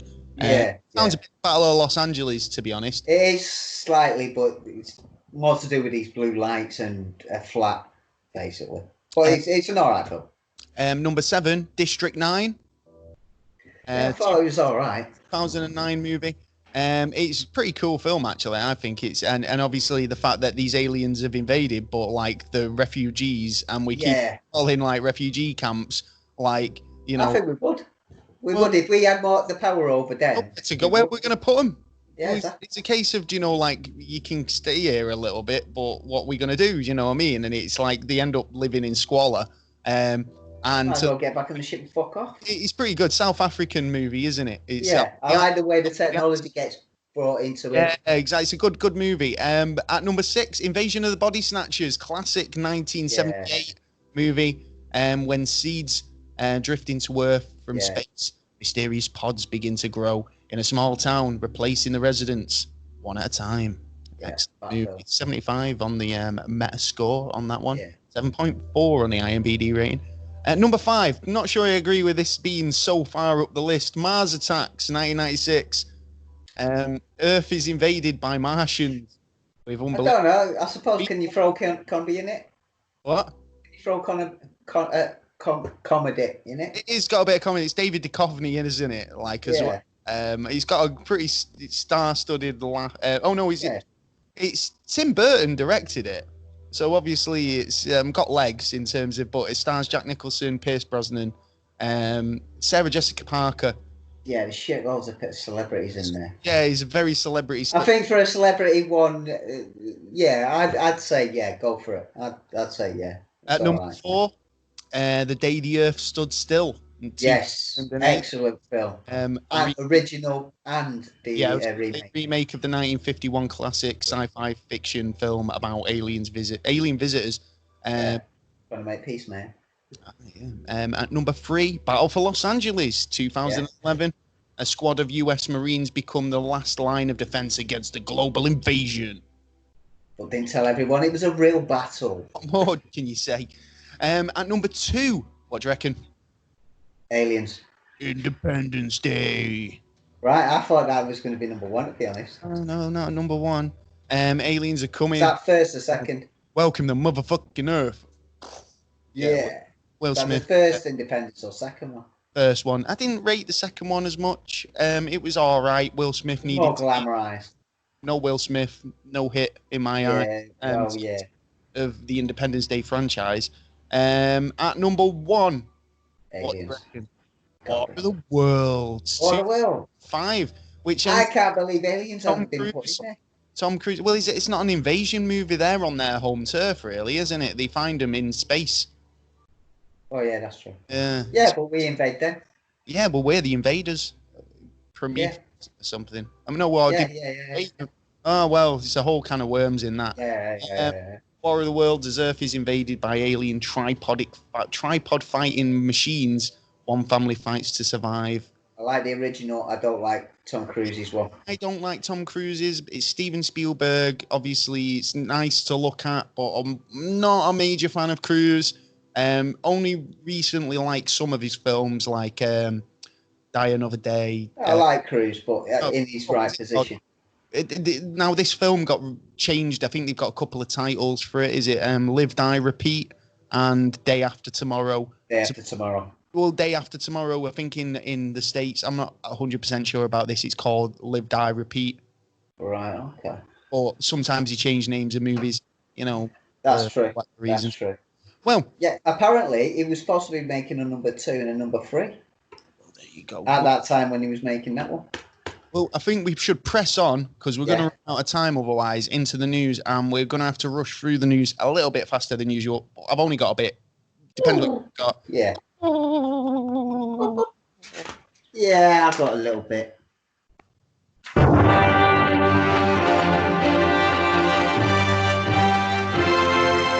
It's the news. Welcome to the news, and it's all over the internet for a matter of 20 minutes. Nah, actually, I did a really good internet search on the old news today because it's quite a lot, and I wanted to lighten the mood a little bit because obviously there's too much fucking horrible shit on the news at the minute that obviously there is going to be some horrible shit in this as well, but we try. So first news story I came up with today was a pretty funny one. Bear with me a second while I get my bits and pieces up. A woman dating a chandelier. You fucking what? A woman who was dating a chandelier has been in a discrimination case, has been thrown out. But she's got some splinters in the wrong places. I can't believe that she actually went to court over this. Yeah. Now, it's like, a woman who claimed to be in a relationship with a 92-year-old chandelier has lost a discrimination case against the Sun newspaper. So basically, she's put in a discrimination case against the Sun. Amanda Liberté says her sexual orientation is an attraction to inanimate objects, which has been described as in an academic paper as objectum sexual, which is the name for it. She's spoken out about her unusual love story in the media previously, saying that she planned to have a committed ceremony with the chandelier. And the chandelier agreed on. Well, it is. She loves it, and she thinks I bet she does. But her love is going to last. Yeah, because she's not going to have any arguments with it. That's why. So she gets woodwork. Well, it's an old chandelier. It's quite old, 92 years old. Do you know what I mean? It's pretty much got a fucking what's it? Toy girl or whatever you want to call it. Younger woman. Miss Liberty from Leeds, who was featured in The Sun when a columnist, Jane Moore, wrote an annual award column in 2019. She awarded her for 2 stops past barking, which is basically saying that she's a bit crazy. Obviously, she's gone in and put a case against The Sun and failed. And obviously, they've kicked it out as fucking hilariously ridiculous. Rightly so, fucking thrown out. So she complained to the Independent Press Standards Organisation that The Sun was in breach of Clause 12, and its editor's code of practice had been kind of broken. So she said that she went in to kind of challenge him about it, and it's obviously been kicked out of court. And that's pretty much it for the story, really. But I mean, to be honest, it's like I've seen this a few times. People having relationships with inanimate objects. Yeah, it's getting a fucking bit stupid now. Well, to be honest. Have you got anything else you want to talk about? I've seen people having relationships with bridges. In fact, I know for a documentary on it that I will try and find and post if I can. Well, when I lived in London, there was two coppers who walked around the corner and saw a guy try and make love to a lamppost. So they arrested him. Did they arrest him? They arrested him, yeah, on decent exposure. Exposure, yeah, of course. Yeah. What? Because like he's trying to make love to a lamppost. Yeah. Take it home. Then he went. I think it was a couple of weeks later. They walked around the corner and seen someone trying to check the pavement.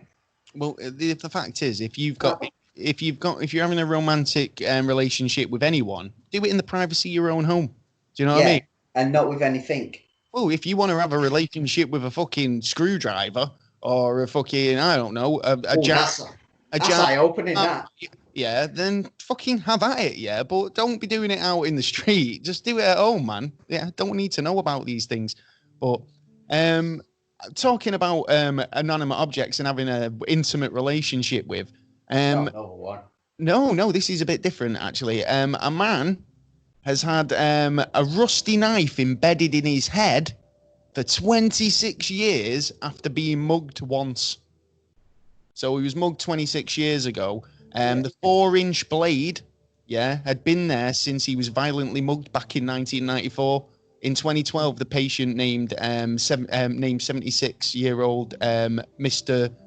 DeJury sought out medical attention after being basically suffering from chronic headaches. I'm not fucking surprised. Fucking hell, if it's 4-inch steel in your head. The X-ray, it literally goes right through his skull. Yeah, it's literally sideways on. He's been jutted in the head, in the temple by the looks of it, and the blade's broke. Yeah, so this has been lodged in his head. He's finally had it removed because obviously he's been even more dangerous. Getting headaches, but it was a complete success. Rusty as well. That infection. Of course. Got infections all the time. He must have been getting infections all the time. Now I've had a bad tooth in times, and that alone, having something that shouldn't be in your head, is an annoyance. But a rusty 4-inch blade is fucking something else. He's from the rural county of Hainan in China, the northwestern Qinghai province, and he underwent he went under for the procedure back in April. He was under for 4 days. At the end of March, he was able to fly. He was flown more than 1,860 miles to be treated, and he was basically removed the blade from his head. But it costs that fucking hell. Well done, you, sir. Yeah. For surviving. Congratulations, surviving, man, and having it lodged in your head for fucking God knows how long. Yeah, man. Have you got anything you want to talk about? Petrol, yeah, go for it. Petrol in Britain from possibly next week, maybe £1 a litre. Really? Yeah. I just go and buy and stock up. I don't even drive. But you know what? At that money, that's an investment. Yeah. Yeah. Because apparently Saudi Arabia started the price war at the weekend. Oil's dropped down 30%. It was £52 a barrel of oil. Now for this week, it's 35. Right. No, I knew it was in surplus because literally the amount we use on a weekly basis, daily basis, it's just not been touching the sides, has it? So obviously the bottoms fell out of it, and the fucking stock market price has just fucking dropped. So well, I think this is an excellent time to abolish the fossil fuels, because at the end of the day, it's like, right, okay, we've not been using it. We've been getting, now you need to start building your infrastructure towards a more, environmental fucking. That just makes me think that there's a conspiracy more hydrogen vehicles and hydrogen cell cars, which is obviously fucking hydrogen and oxygen combining to make water that power your car. Now, that's perfectly, the fucking science is there. It's the infrastructure that's not. So, you know, at the end of the day, it's like, well, the thing is, now the bottoms fell out of it and he's so cheap, like there'll be a lot of companies who are just, what I've just said, stockpiling. Because they've got an opportunity to. Do you know what I mean? It's like when we were talking about the price of gold going up, or, you know, people, shit, let's get on gold because, or what, did it drop for a little bit? Yeah, what it did is it rose 400 between, what was it, 7 o'clock till 4 o'clock. It rose up to £400. £400 it added on, and then an hour later it lost 300, so it was up 100. But they reckon that from what by indications, what I've been hearing is that it's going to flatten out, stay stable for a while, but at the end of the year, it's going to go right to the roof. They even reckon it could go up to 20,000. All right, okay. That's how far they reckon it's going to go up, which makes me indicate that there's going to be a problem with money. Well, fill up your jerry cans, people, because this is a nice opportunity to get yourself cheap petrol. Make sure you got a full tank, even if you can't go. No excuse to go out and get a full tank. Yeah, totally. At the end of this week. Yeah. But it's definitely worth it, without a doubt. Well, here's somebody who got the money's worth in terms of travel. Going about a pensioner was thrown from a fighter jet after accidentally pulling the ejector lever in mid-flight. Whoa! Fucking hell! What a guy! I would have loved that. I mean, with the price of petrol so cheap, he could have turned around and picked it up. So as far as retirement gifts go, a ride in a 70 million pound fighter jet is up, you know, one of those most memorable things that you'd be like buzzing, wouldn't you? Yeah. Especially if you could pull the ejector seat halfway through. 64-year-old Frenchman who basically was up for the ride. Was able to fucking go up to 2,500 feet. He was so fucking gripped, like at the thrill of it all. He gripped on a little too tight and gripped the wrong thing. He gripped the fucking ejector lever, which catapulted. Yeah, you lying bastard. You lying bastard. You know you did that. Good on you, man. I would. So that's my news for the day. Have you got any? I've got some NASA news coming up, but is there anything else you want to talk about before we quickly? We're out of time tonight. It's untrue. Quickly, world economy's GDP will go down 3%. UK will be going down 13%, and it's bad news. It sounds like it's going to go down to 35%. 35%. That is terrible. This is probably going to be the biggest economic crisis in the UK ever. Yeah. Tough times ahead.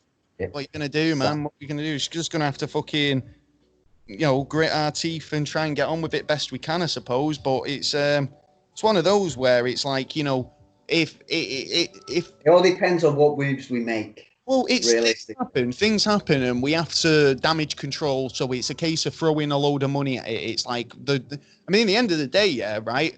Everybody out there still wants paying on payday. They all still want the fucking wages going in because they need it to live off, right? That money has got to come from somewhere. Now, I can only assume that this is all money borrowed from the banks, right? Because I don't know if people are aware of this, but even governments have to borrow money from banks. They don't. Bank of England ain't a part of England. It's a private corporation. Private corporation. Yeah. And obviously, if we've got no money, we have to go to the Bank of England. They will give it us. But the fact is, this is going to fuck up our GDP. I'm really aware of the time. I just want to get this one last story in quickly before we move on to quick NASA news. In fact, I don't even know if we have time for NASA news. What we might have to do is end the podcast and then keep going on the YouTube video. So if you want to hear the NASA news this week, get over to YouTube. We'll end the show, but we'll carry on after the show. Yeah. We're on YouTube for this week. So last story before we go is oh God, you made me forget it now. I don't know. No, I know. It's right in front of you, isn't it? No.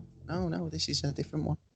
So basically, you just reminded me with the GDP and all this, what's going on.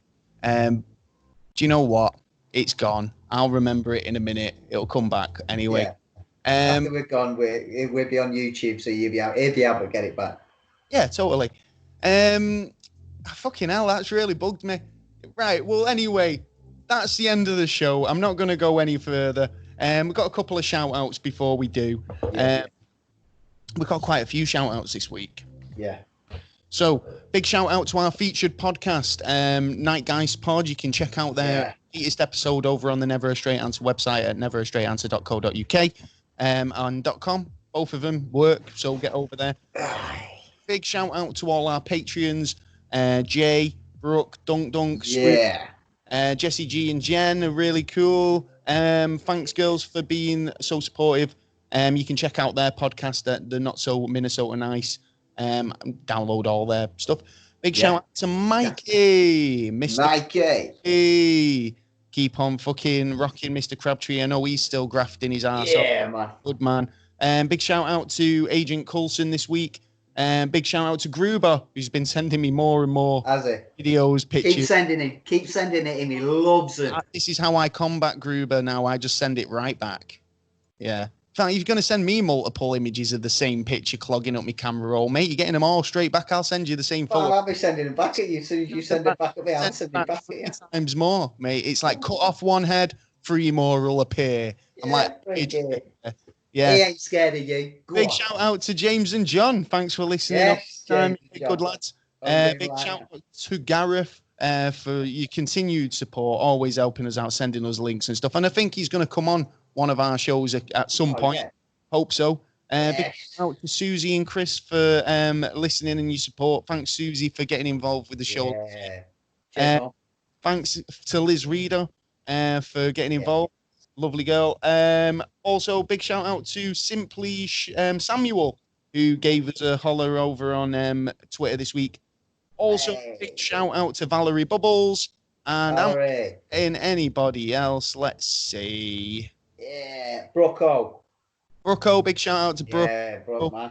Also, big shout out to Adam Chase. Night guys. Said that. Thank you. Well, there you go. That's pretty much everyone. Oh, Campbell. What? Kath and Tim Campbell. Kath and Tim. A good viewers, Right, we are literally out of time. If you want to get in touch, get over to neverastraightanswer.co.uk.com. Over to the website. You can check us out. You can get in touch. You can download episodes. All the rest of it. Or get on YouTube and listen to the rest of this. Listen to the rest of this on YouTube. Yeah. Also, if you want to subscribe to us on YouTube or any of the podcast platforms, we're available on everything. I'm Gaz, your host. I'm Sailor. We've literally got no seconds left. Good night. Take care. Bye-bye. Peace. Oh. Well, we're carrying on today with the YouTube because we've still got news to talk about. So, though the podcast might have finished, we're still here.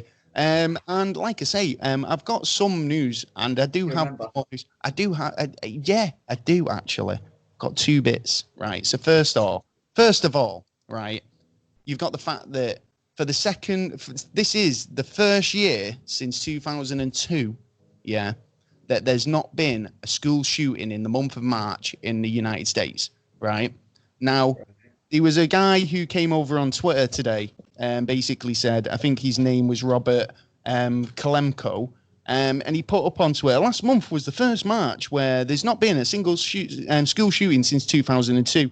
Joe Biden actually tweeted him back, basically saying it shouldn't take a global pandemic to end school shootings. I've got to totally agree with him, to be honest. The fact is, it's like just because the fucking schools are shut for a start. That's why. It's not. So there's no one there. There's no one there. Yeah, that's like saying no. Do you know what? This is the first March since fucking 1976. We've not had sloppy joes on a Tuesday. You know what I mean? It's like, for fuck's sake, mate. Sounds like fucking Sheldon. What? Sheldon Cooper. What? So fucking like actually, and it's so into sort of routined. Yeah. Yeah, I totally get that. That wasn't actually the news story that I was trying to remember, but it was one of them. But we do have some NASA news, so bear with me. We did. So first NASA news we have today is NASA spots a dragon on Mars. No, don't. They do. They've basically found a patch of land or a patch of Earth. You know, like we've got kind of like the Eye of Africa. Yeah. Where there's a formation, or even the Nazca lines, if you like. Yeah. Right, where there's an image that you can only see from really far up or really far up in space. I'm going to share this with you right now because it's quite a spectacular photo to see.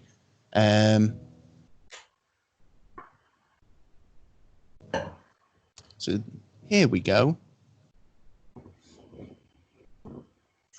Oh, it's not share. It's not letting me share my screen. So how did it? Yeah, it's rubbish in it. Hang on, I know why. Illuminati in it. It's the Illuminati. Trying not to let me share my screen. No, so it's not coming up with my dual screens today. So I do apologise about that. But yeah, they basically found a dragon in space on Mars, and it's basically like the Nazca lines, if you imagine that, and it's literally like the shape of a dragon on the surface of Mars, which is really cool. This high-res image has been shared basically of a view of a canyon in Mars as a picture of the day in some paper that published it. And we rotated the image, and it basically revealed this Chinese dragon. Once it kind of was rotated the image and this dragon kind of appeared in the shot, it went viral over Twitter. And the group from NASA tweeted it out, and it went out there. So I thought that was pretty cool. So it's going to be out there on the internet somewhere. Yeah. If you want to have a look at it, I was trying to stick it on the website. Next bit of NASA news I've got is NASA funds potential build of a telescope on the far side of the moon. Okay. Now, one thing that they're thinking of using is one of the craters in the moon's surface as their dish. Yeah. So they'd be able as the dish. Yeah. You'll need a lot of material for that. So it's going to be a lunar crater radio telescope, right? So NASA are funding an early stage proposal to build basically a meshed telescope inside one of the craters on the far side of the moon. According to Vice, this is the dark side of the moon is the face away from us, and obviously we've got to land there first. Well, we've got to land there. We've got to get there. We've got to have a base there before we could do any of that. But this is the thing. But it's in a pretty sweet spot if you think about it. It's on a side of the moon that's blocked by our vision. Yeah. So obviously it opens up all that space, and obviously it's further out, so it gives us a bit more scope to see a little bit further. I think it's a good idea. I mean, it's a good idea, but I think we need to concentrate on actually landing there and supporting ourselves there beforehand. What we're going to do when we get there. Well, this ultra long wavelength radio telescope would be called the Lunar Crater Radio Telescope, and would be tremendous advantage, in terms of telescopes off on our planet. Yeah, I think it'd be open up. It opens so many possibilities in terms of field of view and what we'd be able to kind of detect further out in the regions of space. And also, going back to UFO invasion stuff, right? Imagine that's able to pick up stuff as well. Do you know what I mean? Like that hiding behind the moon. Seen so many plots about stuff like that on in movies. Yeah, well, there's only Chinese on the other side of the moon, I think. Oh yeah, the Chinese did actually go out there, didn't they, to the dark side of the moon? Last bit, I think I've got. Pilots, rare trip around Area 51 includes pictures of the range, target, drone base, and UFOs. UFO legends. They ain't gonna last that long. What? That ain't gonna last that long. Well, basically, this guy's been out there. He's was able to fly around the base, and he's managed to get some absolute stunning images of the base. Pretty clear as well. These images are available on the web. So But he's planning on taking people on doing it. No. It was basically private pilot Gabriel Zeffman was basically had a somewhat astonishing flight. He was basically over the restricted area in Nevada's testing range. I've seen the pictures. Basically, the base of Area 51. He was able to just basically he just was happened to be flying over it. I don't know how he managed to get over it. He's a lucky son of a bitch. Exactly, but it's obviously Area 51 is the popular location of UFO fucking conspiracies throughout, and the place where Bob Lazar claimed to have reversed engineered flying saucers back in the 80s. So the fact that no one's been able to fly over the base, what makes this guy so special that he was able to without him, They might have thought that he was in a plane that was allowed to at that time. There's the tower gets told there's a plane coming in, blah blah, this, that, and the other, and it might be one letter or one number off, and the guards haven't noticed it and gone, right, let him through.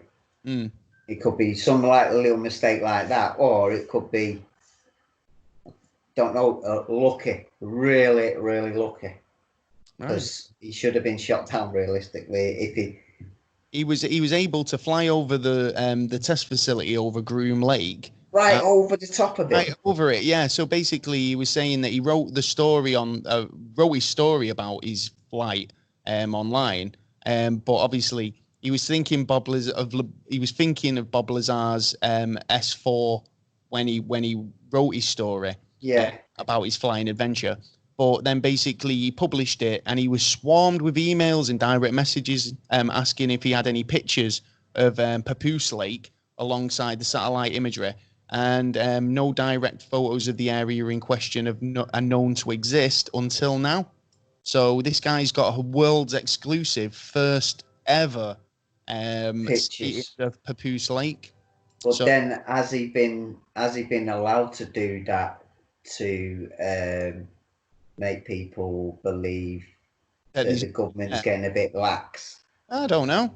It could be a plot, the thing's right in front of you, but actually you don't know what's going on because something else is going on the corner of your eye. Well, there's a lot of stuff in the images that you could kind of it's quite high up, these images. Yeah. I mean, I suppose aerial photography in terms of is got so much better in the last, so satellites, this is the thing about having all these satellites in space.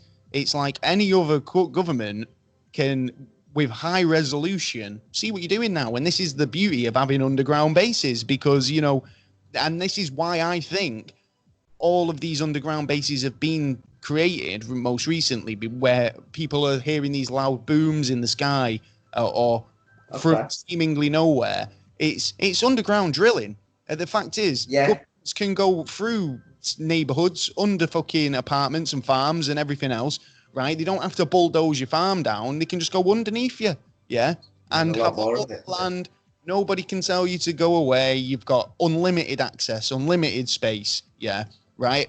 And honestly, I think that's probably why a lot of these earthquakes and kind of loud bangings and kind of noises have been happening, because we're just literally carving the earth to a really fucking really bad level, to an extreme level, if you like. So we're making volcano what you call it, what's it called? Tunnels, like volcano tunnels. Which obviously, if there was a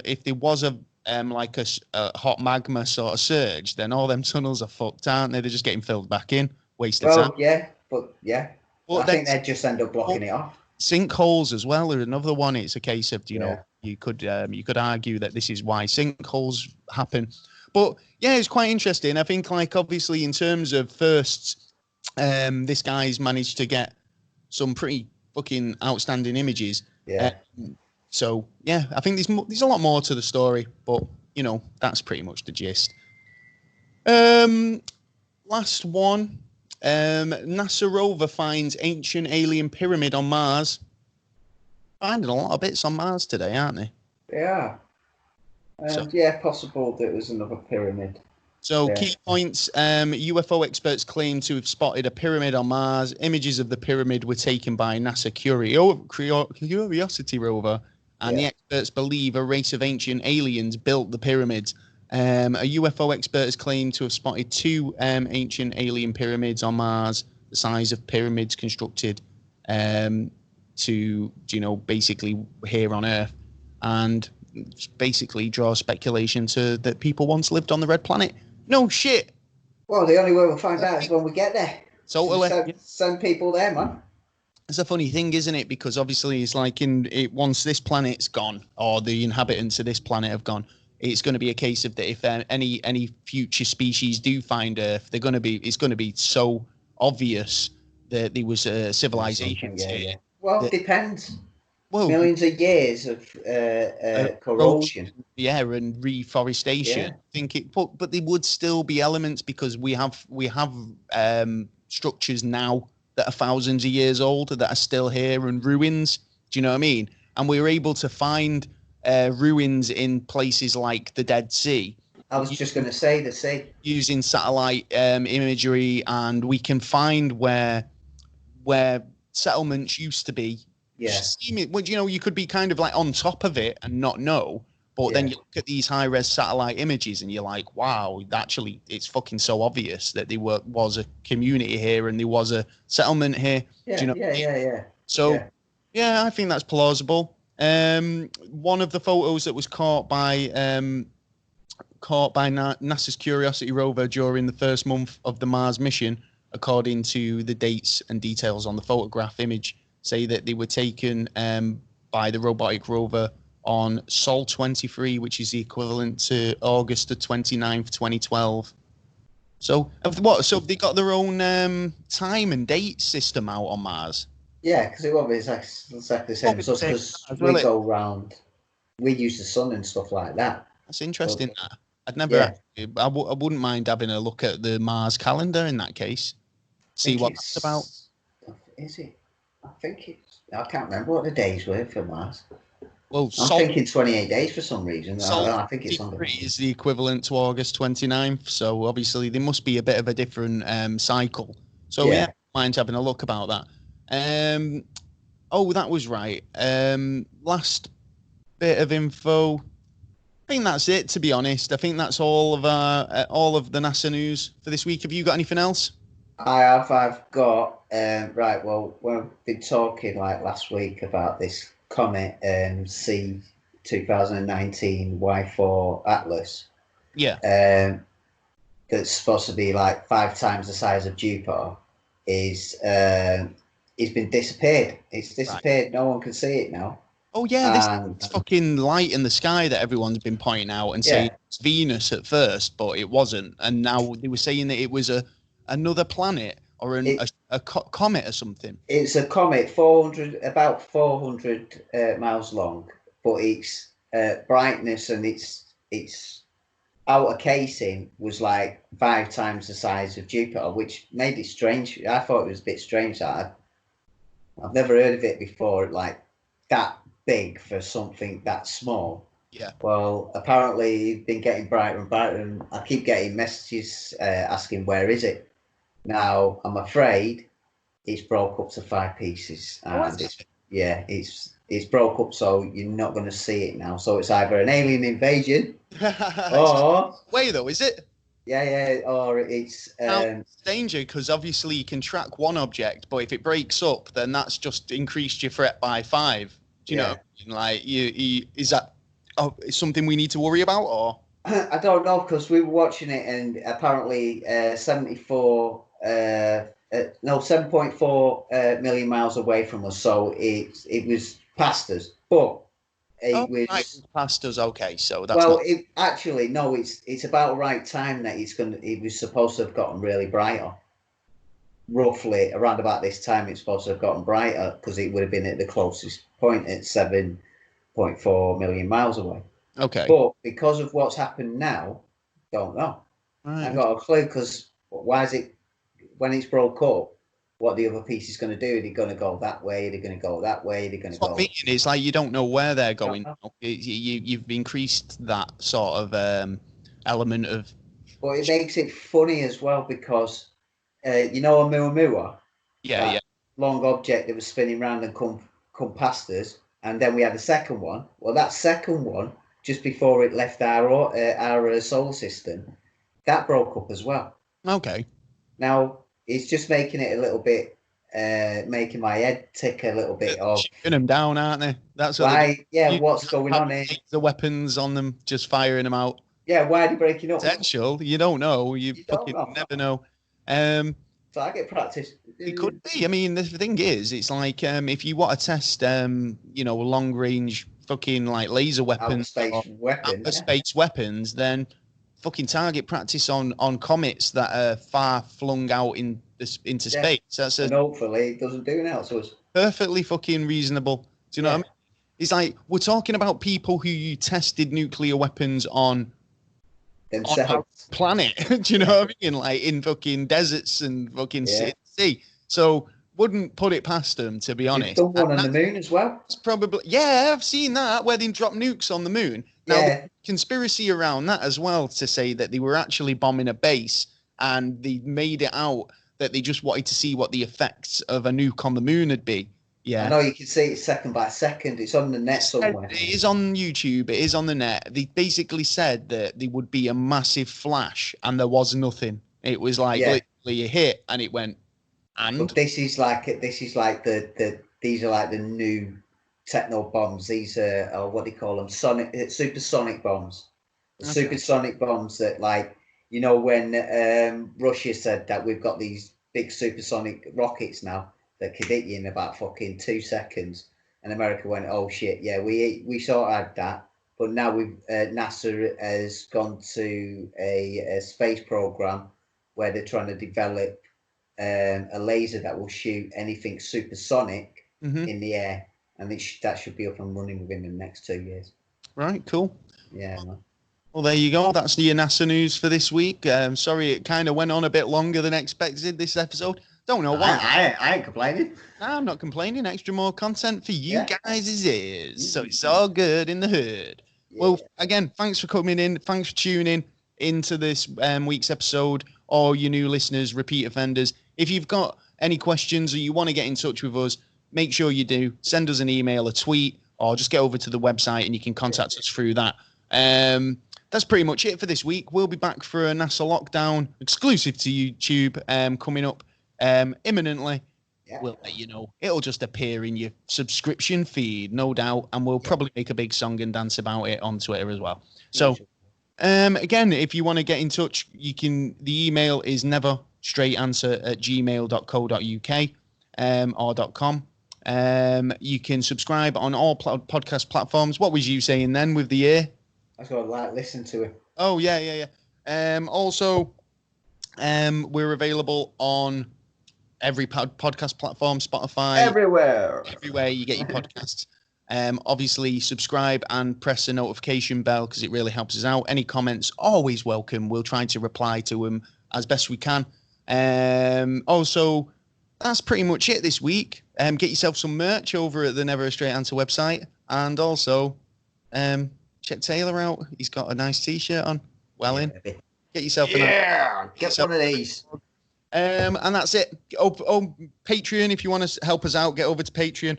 And this week's episode is sponsored by Amazon Music. So if you want to get 3 months free Amazon Music at the moment, which is perfect time because you're stuck indoors, you want to listen to some tunes, get unlimited music by clicking the link in the description below. All good. So there you go. That's another episode. Bit haphazard, but who gives a shite? Not me. Not me. Not me. Well, there you go. I've been Gaz. I've been Taylor. And I'm going to play some Call of Duty. So. Oh, yeah. Yeah. Peace. Out.